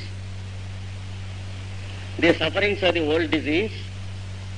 ఈ క్రొత్త వ్యాధి ఆ పాత వ్యాధి బాధలను తాత్కాలికముగా అదృశ్యము చేయును. As long as the new disease exists, as long as the new disease exists. కొత్త వ్యాధి ఉన్నంత కాలము పాత బాధలు ఉండవు. The moment the new disease disappears, క్రొత్త వ్యాధి మాయము అయిన వెంటనే all the symptoms of the old disease appear and take their original course. పాత బాధలన్నీయును యథాప్రకారముగానే బయటపడి స్థిరపడును అండి. ఏది రెండవది ఎక్కువ పవర్ఫుల్ అయితే, మొదటిది ఎక్కువ పవర్ఫుల్ అయితే అసలు ఏమీ జరగదు. కాలు వాపు ఇందాక చెప్పాం కేసు వాడికి ఉన్నది. ఈ వచ్చినటువంటి జ్వరం చాలా ఉద్దండంగా విపరీతంగా వచ్చేసింది అనుకోండి, very strong type of virus fever. Fever attack కావటం ఏంటి, కాలువాపు లాగేస్తుంది. ఫీవర్ రైజ్ అవుతుంది, కాలువాపు ఉండదు. ఫీవర్ రన్ అవుతుంది, కాలువాపు ఉండదు. ఫీవర్ డౌన్ అవుతుంది, కాలువాపు ఉండదు. ఫీవర్ డౌన్ అయింది, మర్నాడు కాలువాపు వచ్చింది. మామూలే. అంటే కొంచెం తక్కువ ఎక్కువ కూడా రాదు, అదివరకు ఏ స్టేజ్లో ఉందో ఆ స్టేజ్లోకి వస్తుంది. అంటే ఇట్ సస్పెండ్స్.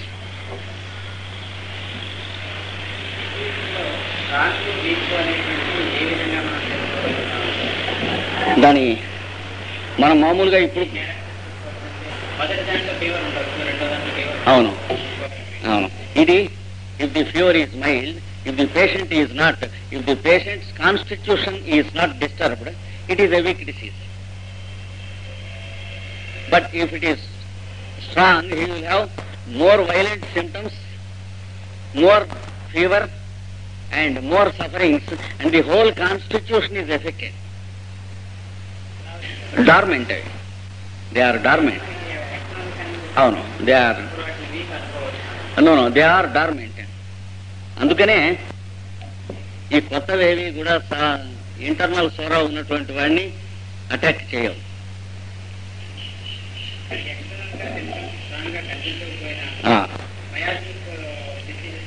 మనం చెప్పాము, ఇప్పుడు పిచ్చివాడు ఉన్నాడు అనుకోండి, వాడికి జలుబు రాదు, జ్వరం రాదు, వాంతులు రావు, తలనొప్పులు రావు. That means no ordinary disease can be equal in strength with the disease the fellow is having, though the symptoms are passive.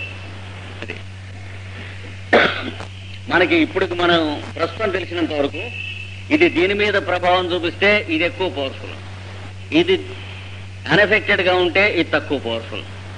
Next ఇంకా చెబుతాను అండి.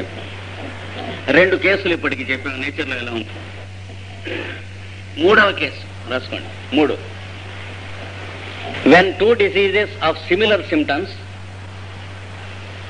appear at the same time, వేదనల సామ్యము కలిగిన 2 వ్యాధులు ఏకకాలమున వర్తించినచో, when the second one is weaker than the first one,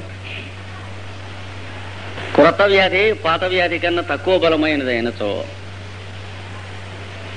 it will have no effect at all upon the patient. అది రోగిపై ఏ విధమైన ప్రభావమును చూపచాలదు. అంటే small pox fever వచ్చింది, chicken pox fever infection వాడికి attack అయ్యింది. Attack అవదు, వెళ్ళిపోతుంది అంతే. స్మాల్ పాక్సే వస్తుంది వాడికి. అలాగే స్మాల్ పాక్స్ సరిపోయిన రకమైన దగ్గు వాడికి ఉన్నది, 6 నెలల నుంచి ఉంది. అదే రకమైన దగ్గు కలిగినటువంటి ఒక ఫీవర్ వచ్చింది. కానీ ఈ వచ్చినటువంటిది అంతకు ముందు ఉన్న కన్నా చాలా లైట్గా వచ్చింది. వాడు ఒరిజినల్గా ఉన్న దగ్గు తగ్గదు. 2 దగ్గులు సిమిలర్ అన్నప్పుడు ఒక దగ్గే ఉంటుంది, 2 మాటలు ఉండదు. మొదటిది ఆ జ్వరం తగ్గిపోతుంది, ఆ మొదటి దగ్గర అలాగే ఉంటుంది, జ్వరంలోనూ అలాగే ఉంటుంది, జ్వరం అయ్యాక అలాగే. అంటే దీని సిగ్నిఫికెన్స్ అంటూ ఏమీ ఉండదు. ప్రాక్టికల్గా చెప్పాలంటే ఇది అంటదు అని చెప్పాలి. వాడు మీదకు వస్తుంది కానీ వైటల్ ఫోర్స్ రిసీవ్ చేసుకోదు, ఏమి రికగ్నైజ్ లేదు. 4th case, when 2 diseases having similar symptoms attack at the same time, వేదనల సామ్యము గల 2 వ్యాధులు ఏకకాలమున వర్తించినప్పుడు, when the second disease is stronger than the first, మొదటి దానికన్నా కొత్తగా వచ్చిన వ్యాధి బలీయమైనచో, then the older disease becomes a part of the new disease. పాత వ్యాధి కొత్త వ్యాధిలో ఒక భాగముగా నిమిడిపోయి, and it disappears along with the new disease. It disappears along with the new disease permanently. ఈ కొత్త వ్యాధితో కలిసి శాశ్వతముగా మాయమగును. 4th కేసు, పిల్లవాడికి ఊపింగ్ కాఫ్ ఉంది 6 నెలల నుంచి, చికెన్ పాక్స్ వచ్చింది. Chicken pox is stronger than whooping cough. Then the whooping cough becomes part of his chicken pox. Then within 5 or 6 days or 10 days the chicken pox goes away, the whooping cough goes away, everything goes away. The fellow is cured of his whooping cough within few days. చూసారా? అలాగే వాడికి ఒంటి మీద నీటి పొక్కులు ఉన్నాయి చిన్నప్పటి నుంచి. అంటే ఆటలమ్మ పొక్కులు ఎలా అయితే వస్తాయో అలా వస్తున్నాయి గజ్జి పొక్కులు చిన్నప్పటి నుంచి. వస్తున్నాయి. సడన్ గా ఆటలమ్మ వచ్చింది. వీడికి ఉన్నటువంటి గజ్జి పొక్కుల వ్యాధి వాడికి వచ్చిన ఆటలమ్మ వ్యాధిలో ఒక భాగముగా స్నానం చేసుకుంటుంది, ఆ పడవ ఎక్కుతుంది. ఆటలమ్మ ఎన్నాళ్ళు ఉంటుంది? మహా అయితే 2 weeks. అది వెళ్ళిపోవటంతో దీన్ని కూడా పట్టుకెళ్ళిపోతుంది. వీడికి కుర్రవాడికి ఇంకా ఏనాడు ఎట్టి పరిస్థితుల్లోనూ కూడా ఆ స్కిన్ డిసీజ్ వాడికి రాదు. క్లియర్గా ఉంది? కనుక 4 రకాల నేచరులో మనం అబ్జర్వ్ చేస్తే అబ్జర్వేషన్స్.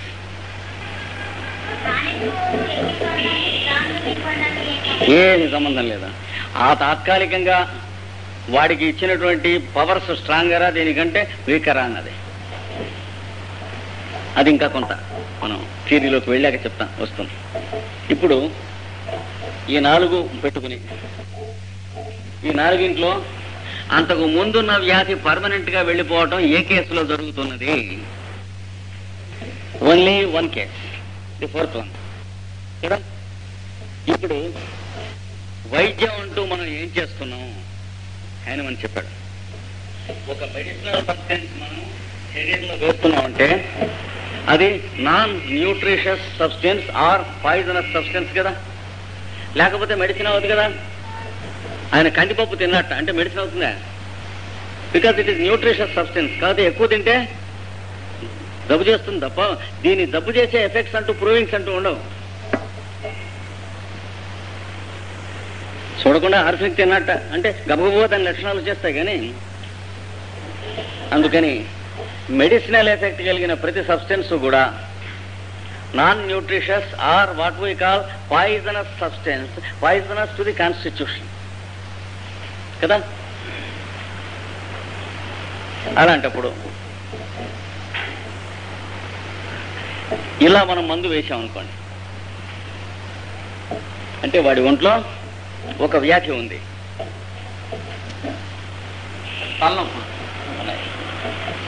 తలలో రక్తనాళాలు సన్నబడుతున్నాయి, కంట్రాక్షన్.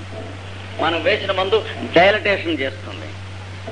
అంటే సిమిలారిటీ లేదు, డిస్సిమిలారిటీ ఉంది మెడిసిన్ యొక్క బిహేవియర్కి జబ్బు యొక్క బిహేవియర్కి. ఈ వేసినటువంటి డోసు దీనికంటే తక్కువ బలమైంది అనుకోండి, పని చేయదు. అండి క్లియర్గా ఉందా? ఇందాక 2 డిసీజెస్ అని తీసుకున్నాం. ఇప్పుడు మొదటిది డిసీజును, రెండవది వైద్యుడు ఇచ్చు మందు. హ్యానిమన్ ప్రొసీడ్ అయింది ఇలాగా. కనుక ఎప్పుడు మనం ఆ వ్యాధి లక్షణాలతో సామ్యం లేకుండా ఉన్న లక్షణాలు కలిగినటువంటి ఔషధం ఇచ్చినా అండి, లోపల కాన్స్టిపేట్ చేసింది కడుపులో, విరేచనాలయ్యం అందించాం అంటే ఏంటి? It has no similarity of symptoms with the disease existing.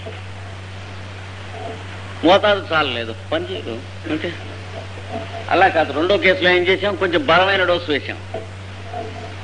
తలనొప్పి విపరీతంగా ఉన్నది, తలలో ఉన్న రక్తనాళాలన్నీ కూడాను కుంచుకున్నాయి కాబట్టి బాగా 2, 3 డోసులు యాస్ప్రో వేశాం. ఏమైనా తలలో ఉన్న నాళాలు వ్యాకోచమైనాయి, అయ్యేటప్పటికి తలనొప్పి తగ్గిపోతుంది. ఎంతవరకు? ఇక్కడ ఎంతవరకు ఉంది? ఈ కొత్త డిసీజ్ ఒంటి మీద ఉన్నంత వరకు దీన్ని సస్పెండ్ చేస్తుంది. కనుక మనం మెడిసిన్ అలాంటిది సప్లై చేస్తే ఇక్కడ డిసీజ్ ఎత్తేసి మెడిసిన్ పెట్టేస్తే మన మెడిసిన్ వేసిన డోసు ప్రభావం ఉన్నంతసేపు ఇవి కనిపించవు.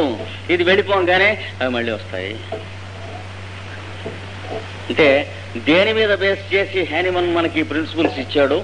హైపోథసిసా, ఇమాజినేషనా, లోనటిక్కా, థింకింగా, హిస్టీరియానా? అంటే అబ్జర్వేషన్ సార్ అన్నాడు ఆయన చెప్పింది ఏమండి. కనుక దీని లక్షణాలకి వ్యతిరేక లక్షణాలు కలిగిన మందు ఇది ఎక్కువ బలమైనది కనుక వేస్తే దీని ప్రభావం ఒంటి మీద ఉన్నంతసేపు దీని ప్రభావం సస్పెండ్ అవుతూ ఉన్నది.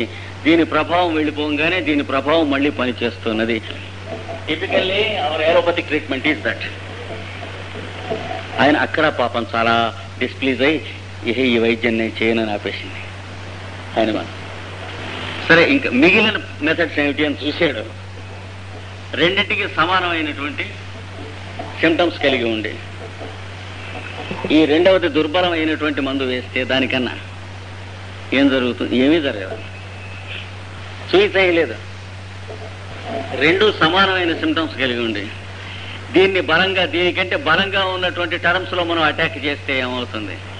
ఇది దీంట్లో భాగం అయిపోతుంది. ఇది పోయేటప్పటికి అది దీంట్లోంచి ఇరాడికేట్ అయిపోతుంది. ఇది పాసిబిలిటీ. కనుక ఇందులో మనం ఏది సెలెక్ట్ చేసుకోవాలను నిజమైన క్యూర్ అటెంప్ట్ చేసినప్పుడు ఈ 4వ కేసు నేచర్ ఏం యూజ్ చేస్తుందో, పిల్లలకి మసూచి వస్తే అది వరకు ఉన్న వ్యాధులు దేని వల్ల పోతున్నాయో, మసూచి వచ్చి తగ్గాక అంతకు ముందున్న క్రానిక్ డిసీజ్ పిల్లలకు ఉన్నటువంటి చాలా డిసీజెస్ తగ్గిపోతాయి. దీంతో సిమిలర్గా ఉన్నవి స్కిన్ డిసీజ్ కానీ, ఊపింగ్ కఫ్ కానీ, కన్వల్షన్స్ కానీ, దీని సిమ్టమ్స్ యొక్క పంచాంగంలో అవి ఉండాలి. స్మాల్ పాక్స్కే ఆ అడ్వాంటేజ్ ఏమిటి అని మనం అడగచ్చు. స్మాల్ పాక్స్కి ఉన్నన్ని సిమ్టమ్స్ ఈ ప్రపంచంలో ఏ జబ్బుకి లేవు. అది అంచేత మ్యాక్సిమం రేంజ్ ఆఫ్ సిమ్టమ్స్ మీకు స్మాల్ పాక్స్లో ఉంది. మనం ఒక్కోడిమే కనిపించేవి 3-4 కనిపిస్తాయి. కానీ 1000 మంది స్మాల్ పాక్స్ కేసుల్లో మనం రికార్డు చేసుకుంటే the variety and the range of symptoms shown by అది అంచేత మ్యాక్సిమం రేంజ్ ఆఫ్ సిమ్టమ్స్ మీకు స్మాల్ పాక్స్లో ఉంది. మనం ఒక్కోడిమే కనిపించేవి 3-4 కనిపిస్తాయి. కానీ 1000 మంది స్మాల్ పాక్స్ కేసుల్లో మనం రికార్డు చేసుకుంటే the variety and the range of symptoms shown by small pox is the maximum possible in the among the diseases of the world. ఏమండి, అందుచేత స్మాల్ పాక్స్ చేత సిమిలారిటీ కలిగి క్యూర్ చేయబడినటువంటి డిసీజ్ ప్రపంచంలో మనకి ఎక్కువ ఉంటాయండో అన్నాడు. క్లియర్గా ఉందండి అండి.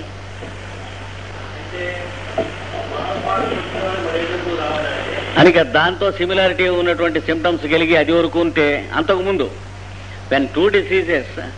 when one disease is existing, when the second disease attacks, then the former disease, if it has similarity of symptoms with the second disease, then it is cured permanently. అంటే small pox వచ్చి తగ్గిపోయాక వచ్చే జబ్బుల్ని మాత్రం ఆ small pox ఏం చేయలేదు, అంతకు ముందు ఉన్న జబ్బులకే. ఇక్కడ కూడా అంతేగా జరిగింది. ఏ సార్, ఇక్కడ కూడా జరిగింది యాక్చువల్గా అంతే కదా. సరిగ్గా అదే జరుగుతుంది ఇక్కడ. మీరు ఈ రెండో డిజీజ్ తీసేసి మెడిసిన్ సబ్స్టిట్యూట్ చేస్తే, and this he called homeopathic principle. కనుక నేచరు ఏ రకంగా పర్మనెంట్ క్యూర్ మనకి ఇస్తూ ఉందో అది పుచ్చుకొని మనం ప్రొసీడ్ అవడానికి ఏమైనా పద్ధతి ఉందా అన్నాడు. ఈ రెండింటిలో ఏం తేలిందంటే, 2 డిసీజెస్ సైమల్టేనియస్ గా బాడీలో ఆపరేట్ చేయడానికి వీల్లేదు. ఒకటి అంటే ఒకటి సస్పెండ్ అయ్యి ఒకటి ఆపరేట్ చేయటం కానీ, లేదా ఒకటి ఎలిమినేట్ అయిపోవటం కానీ, ఈ రెంట్లో ఏదో ఒకటి అవుతుంది. అంటే ఇలా 2 వర్క్ చేయడానికి మాత్రం 2 డిసీజెస్ బాడీలో ఎప్పుడూ పాసిబిలిటీ లేదు. ఒకటి కన్నా హెచ్చు జబ్బులు శరీరమునందు ఉండవు, కల్లా జాగ్రత్త. మనం వీడికి గుండె జబ్బు ఉన్నది, ఊపిరితిత్తుల జబ్బు ఉన్నది అని చెబుతున్నటువంటివన్నీ కూడా వాడిలో ఉన్నటువంటి ఒక వ్యాధి యొక్క శాఖలు. కనుక మనం అర్థం చేసుకోవలసినటువంటివి తలనొప్పి, ఒళ్ళు నొప్పులు, కాళ్ళు నొప్పులు, జ్వరాలు, గొంతు నొప్పి, ఈ బొమ్మలన్నింటి నుంచి ట్రేస్ చేసుకుంటూ ఇక్కడ మీరు నరకవలసింది. కనుక you have to understand the one disease in every patient. ప్రతి కొమ్మల మీద ఆకులు దూస్తూ కూర్చుంటే ఇంకో కొమ్మ మీద వచ్చేస్తూ ఉండే. This is called the totality of the symptoms. Totality అంటే ఇక్కడ ఉన్నటువంటి వాటికన్నిటికీ స్టెమ్ అని అర్థం, కానీ ఆ మెటీరియా మెడికా కింద చెప్పబడే సమస్తమైనటువంటి సిమ్టమ్స్ ఉంటాయని అర్థం కాదు. చెప్పాను మీకు, మటు టోటాలిటీని అపార్థం చేసుకుని మెటీరియా మెడికా చదువుతున్న వారు ఉన్నారు, అర్థం కాదు. ఇందులో ఉన్న సిమ్టమ్స్ అన్నీ దొరకాలి పేషెంట్లు అంటే దొరకవు.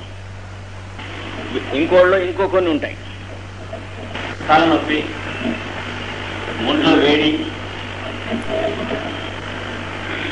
చెమట, దాహము, పక్షవాతము,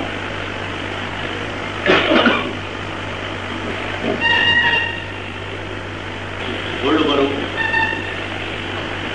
ఏమండి, రాసుకోకర్లే, ఊరికే ఎగ్జాంపుల్. ఇంకో పేషెంట్లో నడుము నొప్పి, మధుమేహం, నీరసం,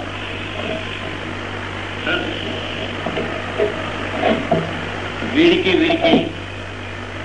ఏమిటి కామన్గా ఉన్నాయి? ఎమ్యూలరేటెడ్ బై ప్రెషర్. నొక్కితే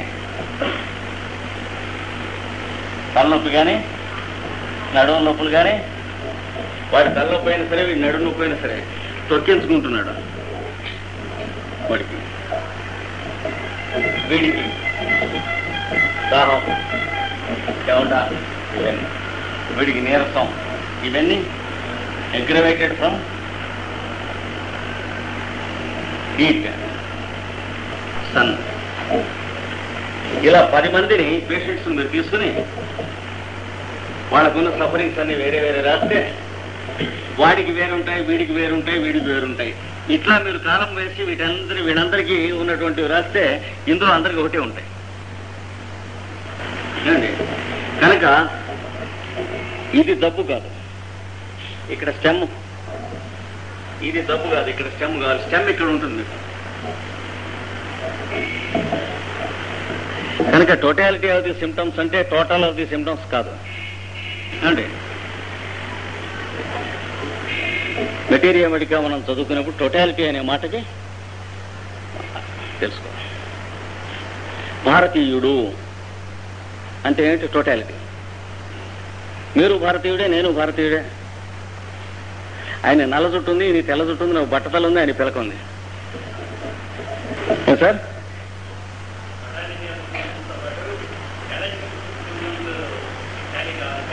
ఎలాగా? Characteristic symptoms form part of the totality symptoms కదా. Totality means the stack of the whole bunch. They form part of the characteristic symptoms form part of the totality. ఆ డ్రగ్ను ప్రత్యేకంగా మనం గుర్తించడానికి వీలున్నటువంటి జనరల్స్, మోడాలిటీస్, మెంటల్స్ ఆ డ్రగ్కే తప్ప ఇంకో డ్రగ్కి లేనివి ఇవి క్యారెక్టరిస్టిక్స్ ఉంటాం ఏమండి. ఇది మైండ్లో పెట్టుకోండి. టోటాలిటీ అన్నప్పుడల్లా ఇది నుంచి మనం ఇది గుర్తుపెట్టుకోవాలి. వీడికి కదలబుద్ధి పుట్టదు. ఓ టైఫాయిడ్ పేషెంట్ ఉన్నాడు, వాడికి కదలబుద్ధి పుట్టదు. వీడు దుఃఖలా తిరుగుతున్నాడు. ఈవేళ ఇన్కమ్ ట్యాక్స్ ఆఫీస్కి వచ్చి కనపడమన్నారట. అంటే రేపు బోధనలే. ఈ ముగ్గురికి అది కామన్. ఇంకా వాడి తలనొప్పి, వీడి తొంటి నొప్పి, వాడికి ముడ్డి నొప్పి, వాడి చెవి నొప్పి, ఇవేం కామన్ కావు. కానీ ఇక్కడ ఉండేది మాత్రం దే ఆర్ లేజీ వీళ్ళందరూ. అది టోటాలిటీలో ఇవన్నీ టోటాలిటీ కిందకి వస్తాయి. వాటి డిస్పోజిషన్ అంటాం. అది మనకి కెంట్ మెటీరియా మెడికా చదువుకుంటే తప్ప ఒరిజినల్ మెటీరియా మెడికా మనకి ఐడియా రాదు. అంటే హెర్రింగ్ కానీ ఎలన్ కానీ రాసిన స్కీమ్స్ మనకు బోధపడవు మెటీరియా మెడికాలో. పంచాంగంలో ఉంటాయి లిస్టులే. ఎలన్ కానీ లేకపోతే హెర్రింగ్ కానీ మనం తీసుకుంటే ఊరికే ఏమిటి ఎకరువు పెట్టాడు అన్నట్టు ఉంటుంది. పాపం ముందు ది స్కీమ్ అని వేరే ఇచ్చాడు హెర్రింగ్. ఏ స్కీమ్లో ఇచ్చాను, ఏ స్కీమ్లో చదువుకోవాలంటే లొంగదు. అది మనకి లొంగించడం కోసం ఇచ్చిందే కెంట్ మెటీరియా మెడికా. అయితే కెంట్ మెటీరియా మెడికా మాత్రం మెటీరియా మెడికా సర్వస్వం కాదు. అయితే మనకి మన గ్రాండ్ ఫాదర్స్ లాంటి వాళ్ళకి అది చాలు. అది కెంట్ మెటీరియా మెడికా కంటే పైకి వెళ్ళినప్పుడు సంగతి వేరు. మొత్తానికి కెంట్ మెటీరియా మెడికా ఆయన ఎందుకు రాశాడంటే అది చదువుకుని లైఫ్ లాంగ్గా హోమియోపతి దర్శనం చేయండి అని ఆయన ఎప్పుడూ చెప్పలేదు. ఇది చదువుకుంటే మీకు హెర్రింగ్ని, హ్యానిమన్ని, ఎలన్ని వాళ్ళని చదువుకునేందుకు చేతనవుతుంది అని రాశాడు. కనుక మనం 5 ఏళ్ల తర్వాత అయినా 10 ఏళ్ల తర్వాత అయినా అసలు మనకు original totality of the symptoms Hering's materia మెడికాలో మనం చదువుకుంటే దొరుకుతాయి. లేకపోతే materia medica pure provings of Hahnemann అది చదువుకుంటూ దొరుకుతాయి. కానీ మనకి ఏమి దొరకవు కెంట్ చదువుకుంటే తప్ప. రెండు విధాలు పనికి వస్తుంది కెంట్. మనకు ప్రస్తుతం ఇమీడియట్గా ఆఫ్ హ్యాండ్గా ట్రీట్మెంట్ చేసుకుంటూ వెళ్ళడానికి కెంట్ చదువుకోకపోతే ఇంకేది లాభం లేదు. రెండవది పెద్దవాళ్ళని నిజంగా డ్రగ్ మనం అండర్స్టాండ్ చేసుకునేటువంటి నిజమైన స్టడీ ఒక 10 ఏళ్ల తర్వాత చేయడానికి ఇదే పనికొస్తుంది. ఇప్పుడు ఇంతకు ముందు చెప్పుకున్నటువంటి లాస్ 4 లాస్ ఉన్నాయి చూడండి. 4 లాస్లో మనకి పనికొచ్చేది 4th ఒక్కటే అని చెప్పాడు హ్యానిమన్. ఎందుకో చెప్పాడు చూశారు కదా. ఏది when two diseases having similar symptoms occur at the same time and when the new disease is stronger than the first అన్నదానికి. మొదటి దాన్ని పర్మనెంట్గా లేపేస్తుంది సంతోషం. నేచర్ మనకు చూపించింది ఎలా క్యూర్ చేసుకోవాలో, కొన్ని క్యూర్ చేసి చూపిస్తూ ఉన్నది. ఇప్పుడు ఈ కొమ్మలు గిమ్మలు వేసి మనం రాశామే, ఇట్లాంటి 1000 మందికి వేరే వేరే ఉన్నటువంటి మసూచికం వాళ్ళకి వచ్చి తగ్గుతున్న వాళ్ళకి మీరు వేసి స్టడీ చేస్తే 1000 మంది మొత్తం మీద కనీసం 2000 సిమ్టమ్స్ అయినా స్మాల్ పాక్స్కు ఉన్నటువంటి ఎసెన్షియల్ సిమ్టమ్స్ తగులుతాయి మనకి. వాడికో 10, వాడికో 4, వీడికో 3, వీడికో 6 అలా ఉంటాయి ప్రతి వాడికి. ఇవన్నీ వేస్తే టోటల్ స్మాల్ పాక్స్ యొక్క గ్రంథం ఇది అని ఒక గురు గ్రంథం వచ్చేస్తుంది పెద్దది. ఇప్పుడు ఈ గ్రంథంలో ఎక్కడెక్కడ చెప్పబడి ఉన్నటువంటి సఫరింగ్ అయినా సరే సిమిలారిటీ కలిగినటువంటి సఫరింగ్ వాడికి అంతకు ముందు నుంచి ఉండి, చిన్నతనం నుంచి 10 ఏళ్ళు అయి ఉండొచ్చు, 15 ఏళ్ళు అయి ఉండొచ్చు, 20 ఏళ్ళు, 25 ఏళ్ల తర్వాత స్మాల్ పాక్స్ వచ్చినా ఏమండి టక్ డిసపేర్ అయిపోయినాయి అంతకుముందు. ఏమేశారు మీకు ఇందా చెప్పింది క్లియర్ అయినా అది. ఇంకా వాటికి వీడితో రుణం తీరిపోయింది. దీని కిందికి పర్వ్యూ కిందికి వచ్చేటువంటి యత్కించిత్ బాధలను కూడా. అయితే స్మాల్ పాక్స్ లో ఉన్న అడ్వాంటేజ్ ఎక్కడంటే మిగతా ఏ డిజీజ్ కింద అన్ని సిమ్టమ్స్ లేవు ప్రపంచంలో, ఒక్క సోరాకి తప్ప. సోరాలో ఉన్న సిమ్టమ్స్ అవి ఎలాగో బయటకు వచ్చేవి కావు, వ్యవహారం కావు. అది ఇంటి మీద మార్వాడి అప్పు తాకట్లాగా, అది ఇల్లు లాక్కెళ్ళే తప్ప అప్పు తీర్చి వచ్చేది కాదు. అది అనడం తినగా ట్యాకిల్ చేస్తే కానీ అది ఓనాట్ డేంజరస్ గా కనిపించదు. జీతం వచ్చినప్పుడల్లా తోసేస్తూ ఉంటాం, వడ్డీ పోతూ ఉంటుంది. చివరికి ఇల్లు వాడికి రాసి చేసి మనం హరి అంటాం కదా, అది క్రానిక్ డిసీజ్ లక్షణం అంటే. కనుక సోరాకి ఇన్ని వేల సిమ్టమ్స్ ఉన్నాయంటే మనం సంతోషించేది ఏం లేదు. సోరా వల్ల ఇంకో వ్యాధి ఏం క్యూర్ కాదు. కాకపోతే సోరా చేసే ఉపకారం ఏంటంటే మరొక వ్యాధిని దగ్గరికి రానివ్వదు. ఎందుకంటే జింకని గుహలో పెట్టి జింక ముందు కాపాడుతున్న పులిల్లే ఇంకొక జంతువుని ఆ జింక దగ్గరికి రాని. ఇది ఎందుకంటే తనే తినాలి. మన మీద సోరాకు ఉన్న ఆపేక్ష అది. ఇంకో జబ్బు మన దగ్గరికి రాని. ఇది జరుబు చేయదు, చిరుని చీదడు, జ్వరం రాదు, ఏమీ రాదు. సోరా ఉన్నటువంటి వాడికి, సోరాతో ఉన్న నిండి ఉన్నటువంటి వాడికి, లేటెంట్ సోరా ఉన్నవాడికి దారిపోయే ప్రతి జబ్బు వాడి మీకు వస్తూ ఉంటుంది. ఏది సోరాకి ఎర్లియర్ స్టేజ్ కాదు, సోరా ఇంకా ఫ్లేరప్ కాని stage. Congenital Sora which has not come up, flared up. అది ఆ పైన వాతావరణం మీద పెడుతున్న ప్రతివాడు తందని ఎడుతూ ఉంటాడు వీడి మీద. పొజిషన్ చూసారా కొంత ఎక్కడ.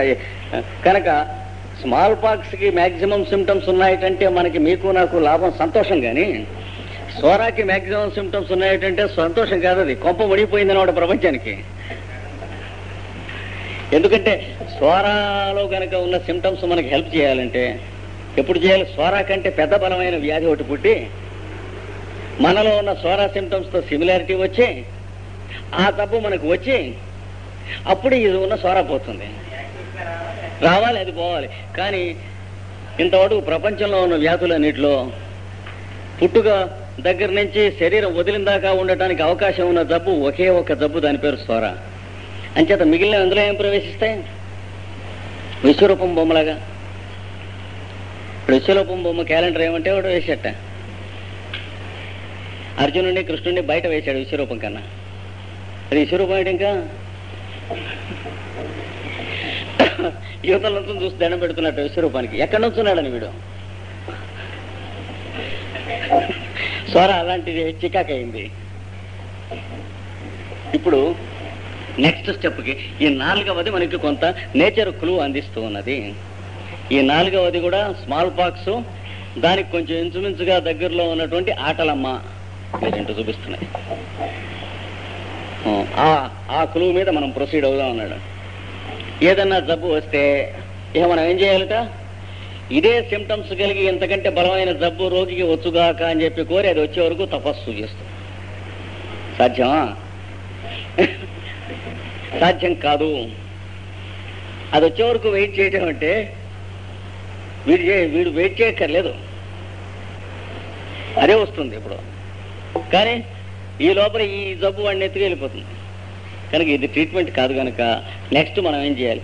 అలాంటి జబ్బు పుట్టించగల విధానం మన దగ్గర ఏమన్నా ఉన్నదా? ఏం సార్ నెక్స్ట్ స్టెప్ చూసారా?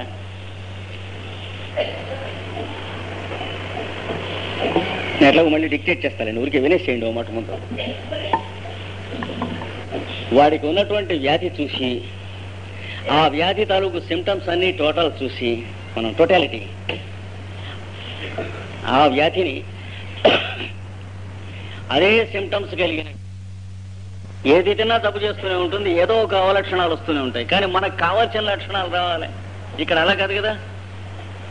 ఇప్పుడు ఏదో తింటే ఏదో రావటం, ఆర్సెనిక్ తింటే నోరంతా ఇట్లాగ ఉడకబెట్టిన మాంసంలో ఊడిపోతుంది, చిగుళ్ళ దగ్గర నుంచి జనాల దగ్గర నుంచి.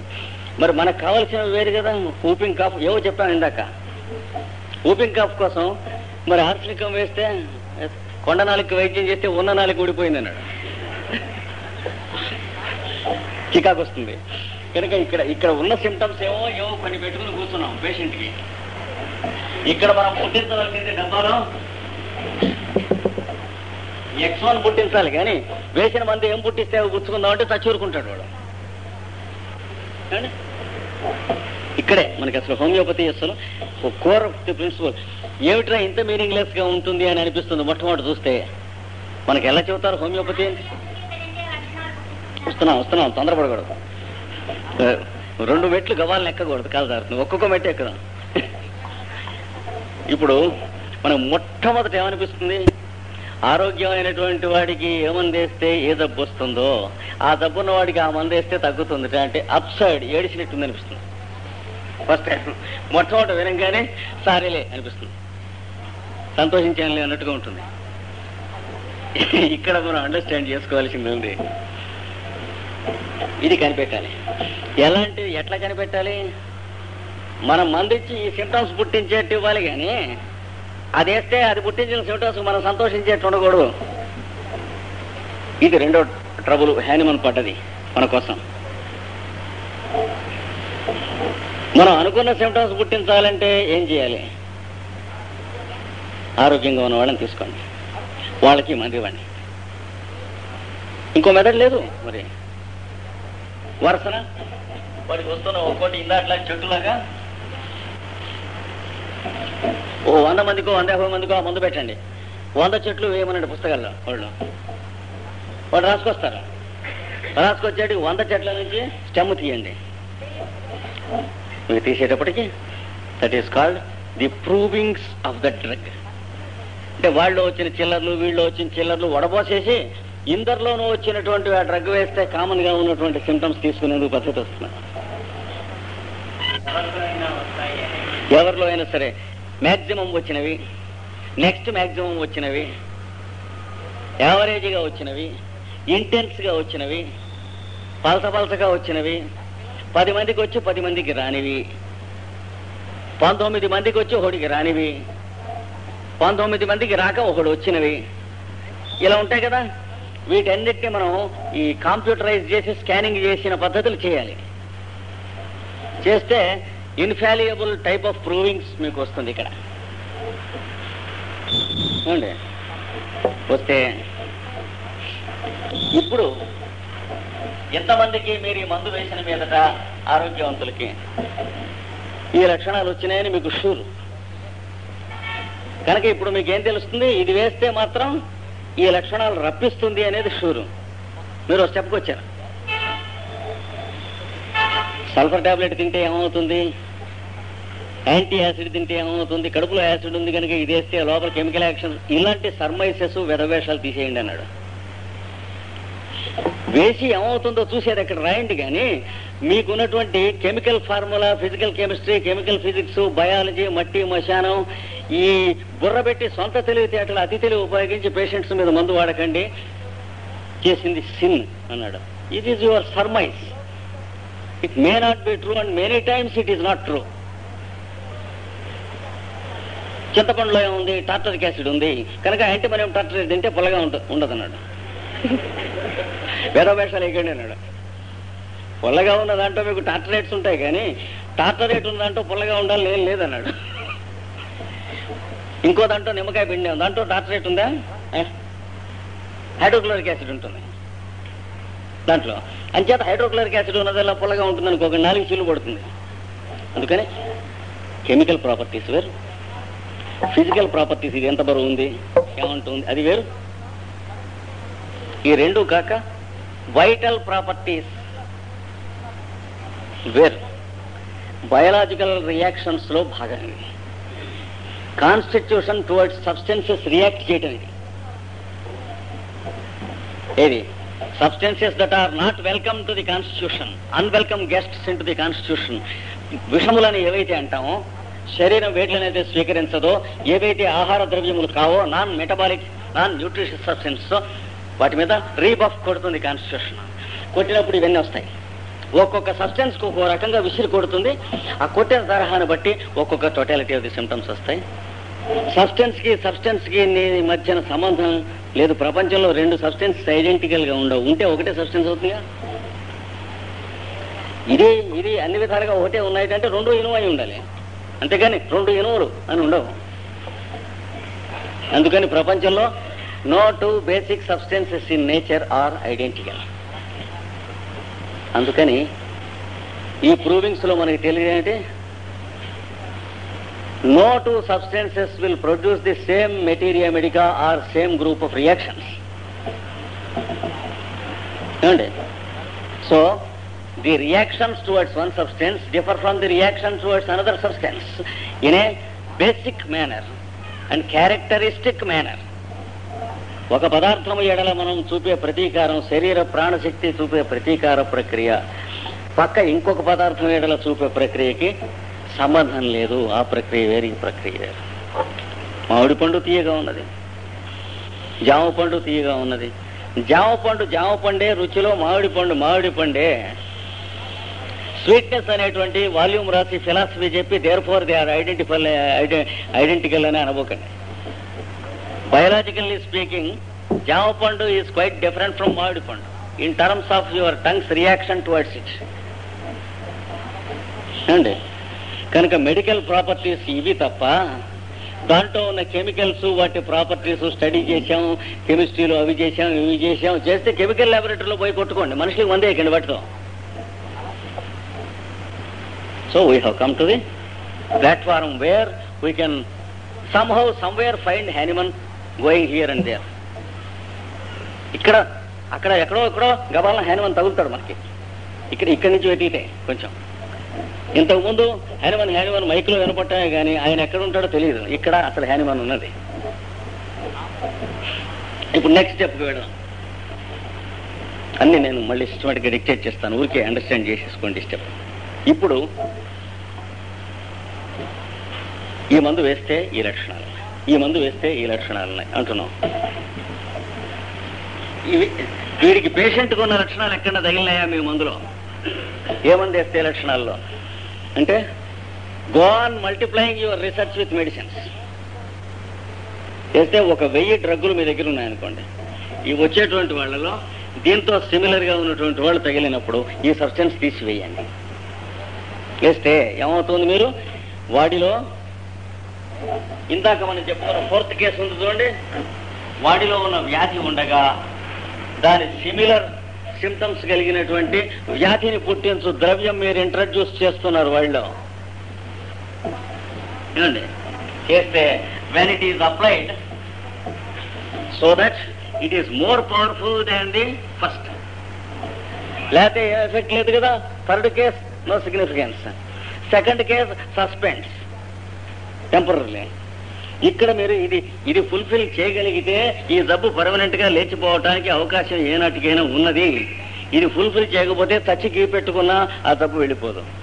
అది హ్యానిమన్ చెప్పింది. అందుకని దీనికంటే ఇది పవర్ఫుల్ గా ఉండాలి మీరు ఇచ్చే మందు వల్ల పుట్టే జబ్బు. వస్తున్నాం just we're coming to it. దీనికంటే పవర్ఫుల్ గా ఉన్న వ్యాధి ఇది పుట్టించాలి సార్ మనం వేసింది. ఇంకా పొటెన్షియల్ దాకా రాలే మనం. ఒక పాడు సబ్స్టెన్స్ శరీరంలో వేయాలి, దాంతో ఒక జబ్బు పుట్టించాలి. ఆ జబ్బు ఈ జబ్బు లక్షణాలు కలిగిందే అయి ఉండాలి. దీనికంటే పెద్ద రోగం పుట్టించాలి. అప్పుడు ఇది పోతుంది. మన ఆయన రిస్కీ ప్రాసెస్. ఇదే పేషెంట్ని ఎత్తకపోతే మరి ఉపాయం చింతయే ధీమాన్ అపాయం చాపి చింతయే అన్నాడు. ఉపాయం ఆలోచించి దాంట్లో ఉన్నటువంటి లూప్ హోల్స్ కూడా చూసుకోమన్నాడు.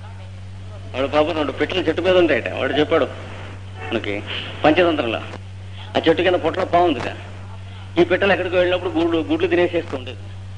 పాపం ఆడపక్షి ముర్రో అని గోల, గర్భశోకం, ఈ చెట్టు వదిలిపెట్టి ఎక్కడికైనా పోదామండి అని గోల. అంటే ఎక్కడికి పోతే మాత్రం ఉండవే, ఇదేనా మార్గం చూసుకోవాలి. కానీ ఈ ఉద్యోగం వదిలిపెట్టి వీడెవడో మంచివాడు కాడంటే వాడు మంచివాడు అవుతాడంటే అవతల వాడు, మనం ఏదో పద్ధతి చూడాలి కానీ అని వీడు ఒక రోజున ఏం చేసేట, చెరువులో చేపలు పట్టుకొచ్చి ఆ పక్కన ఉన్నటువంటి ముంగిస పొద దగ్గర నుంచి ఈ పాము పుట్టదాకా ఆ చేపలు వేసుకుంటూ వచ్చేట వీడి పిట్ట. వచ్చేసి ఈవేళ దెబ్బతో ఖాళీ రా, సరదాగా మనం పిక్నిక్ వెళ్ళొద్దాం అన్నాడు. వాళ్ళిద్దరు కలిసి కొడైకెనాల్ వెళ్ళారు, భార్యాభర్త. తిరిగి వచ్చాడు. ఎగ్జాక్ట్ గా వాడు వేసిన క్యాలిక్యులేషన్ ప్రకారం ఇది ఆ ముంగిస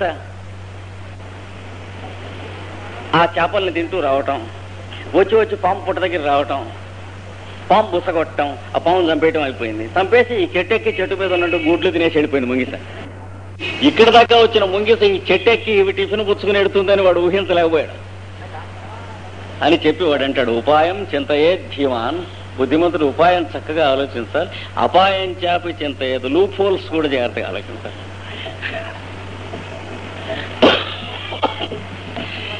ఇది పెద్ద జబ్బు పుట్టిస్తే ఇది పోతుంది కదా అని డబాలు వేసేస్తే దీనికి శ్రమ ఇవ్వకుండా ఇది లేపేయచ్చు పేషెంట్. ఇది చాలా రోజులు పడుతుంది, కనీసం పడుతూ కాంప్రమైజ్ అయ్యి కొన్నాళ్ళైనా ఉంటుంది.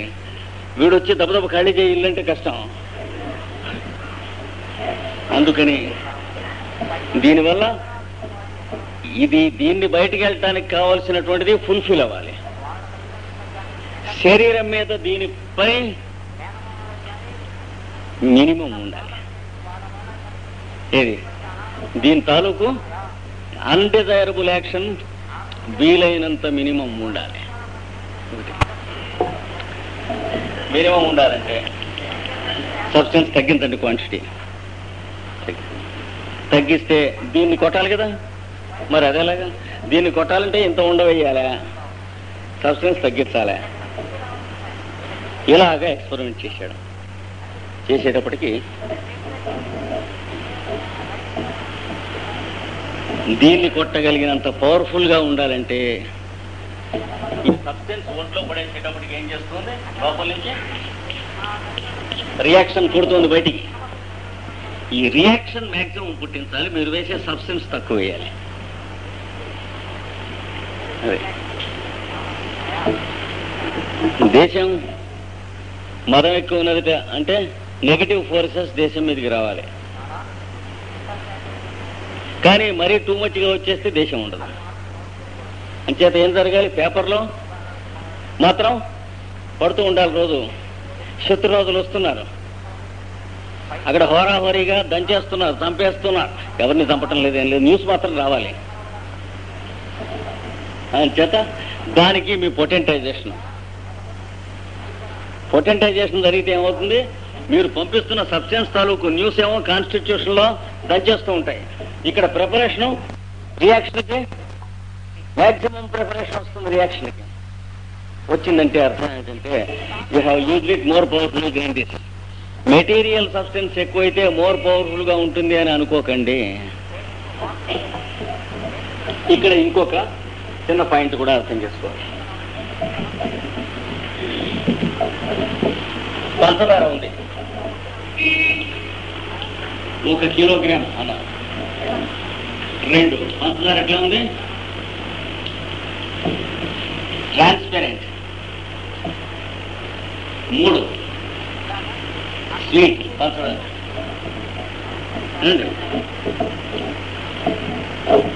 ఇది దేని మీద పనిచేస్తుంది, మీ ఫిజికల్ బాడీ మీదే పనిచేస్తుంది. 1 కిలోగ్రామ్ అన్నది, కిలోగ్రామ్ మీ ఫిజికల్ బాడీకి తప్ప మిగతా వాటికి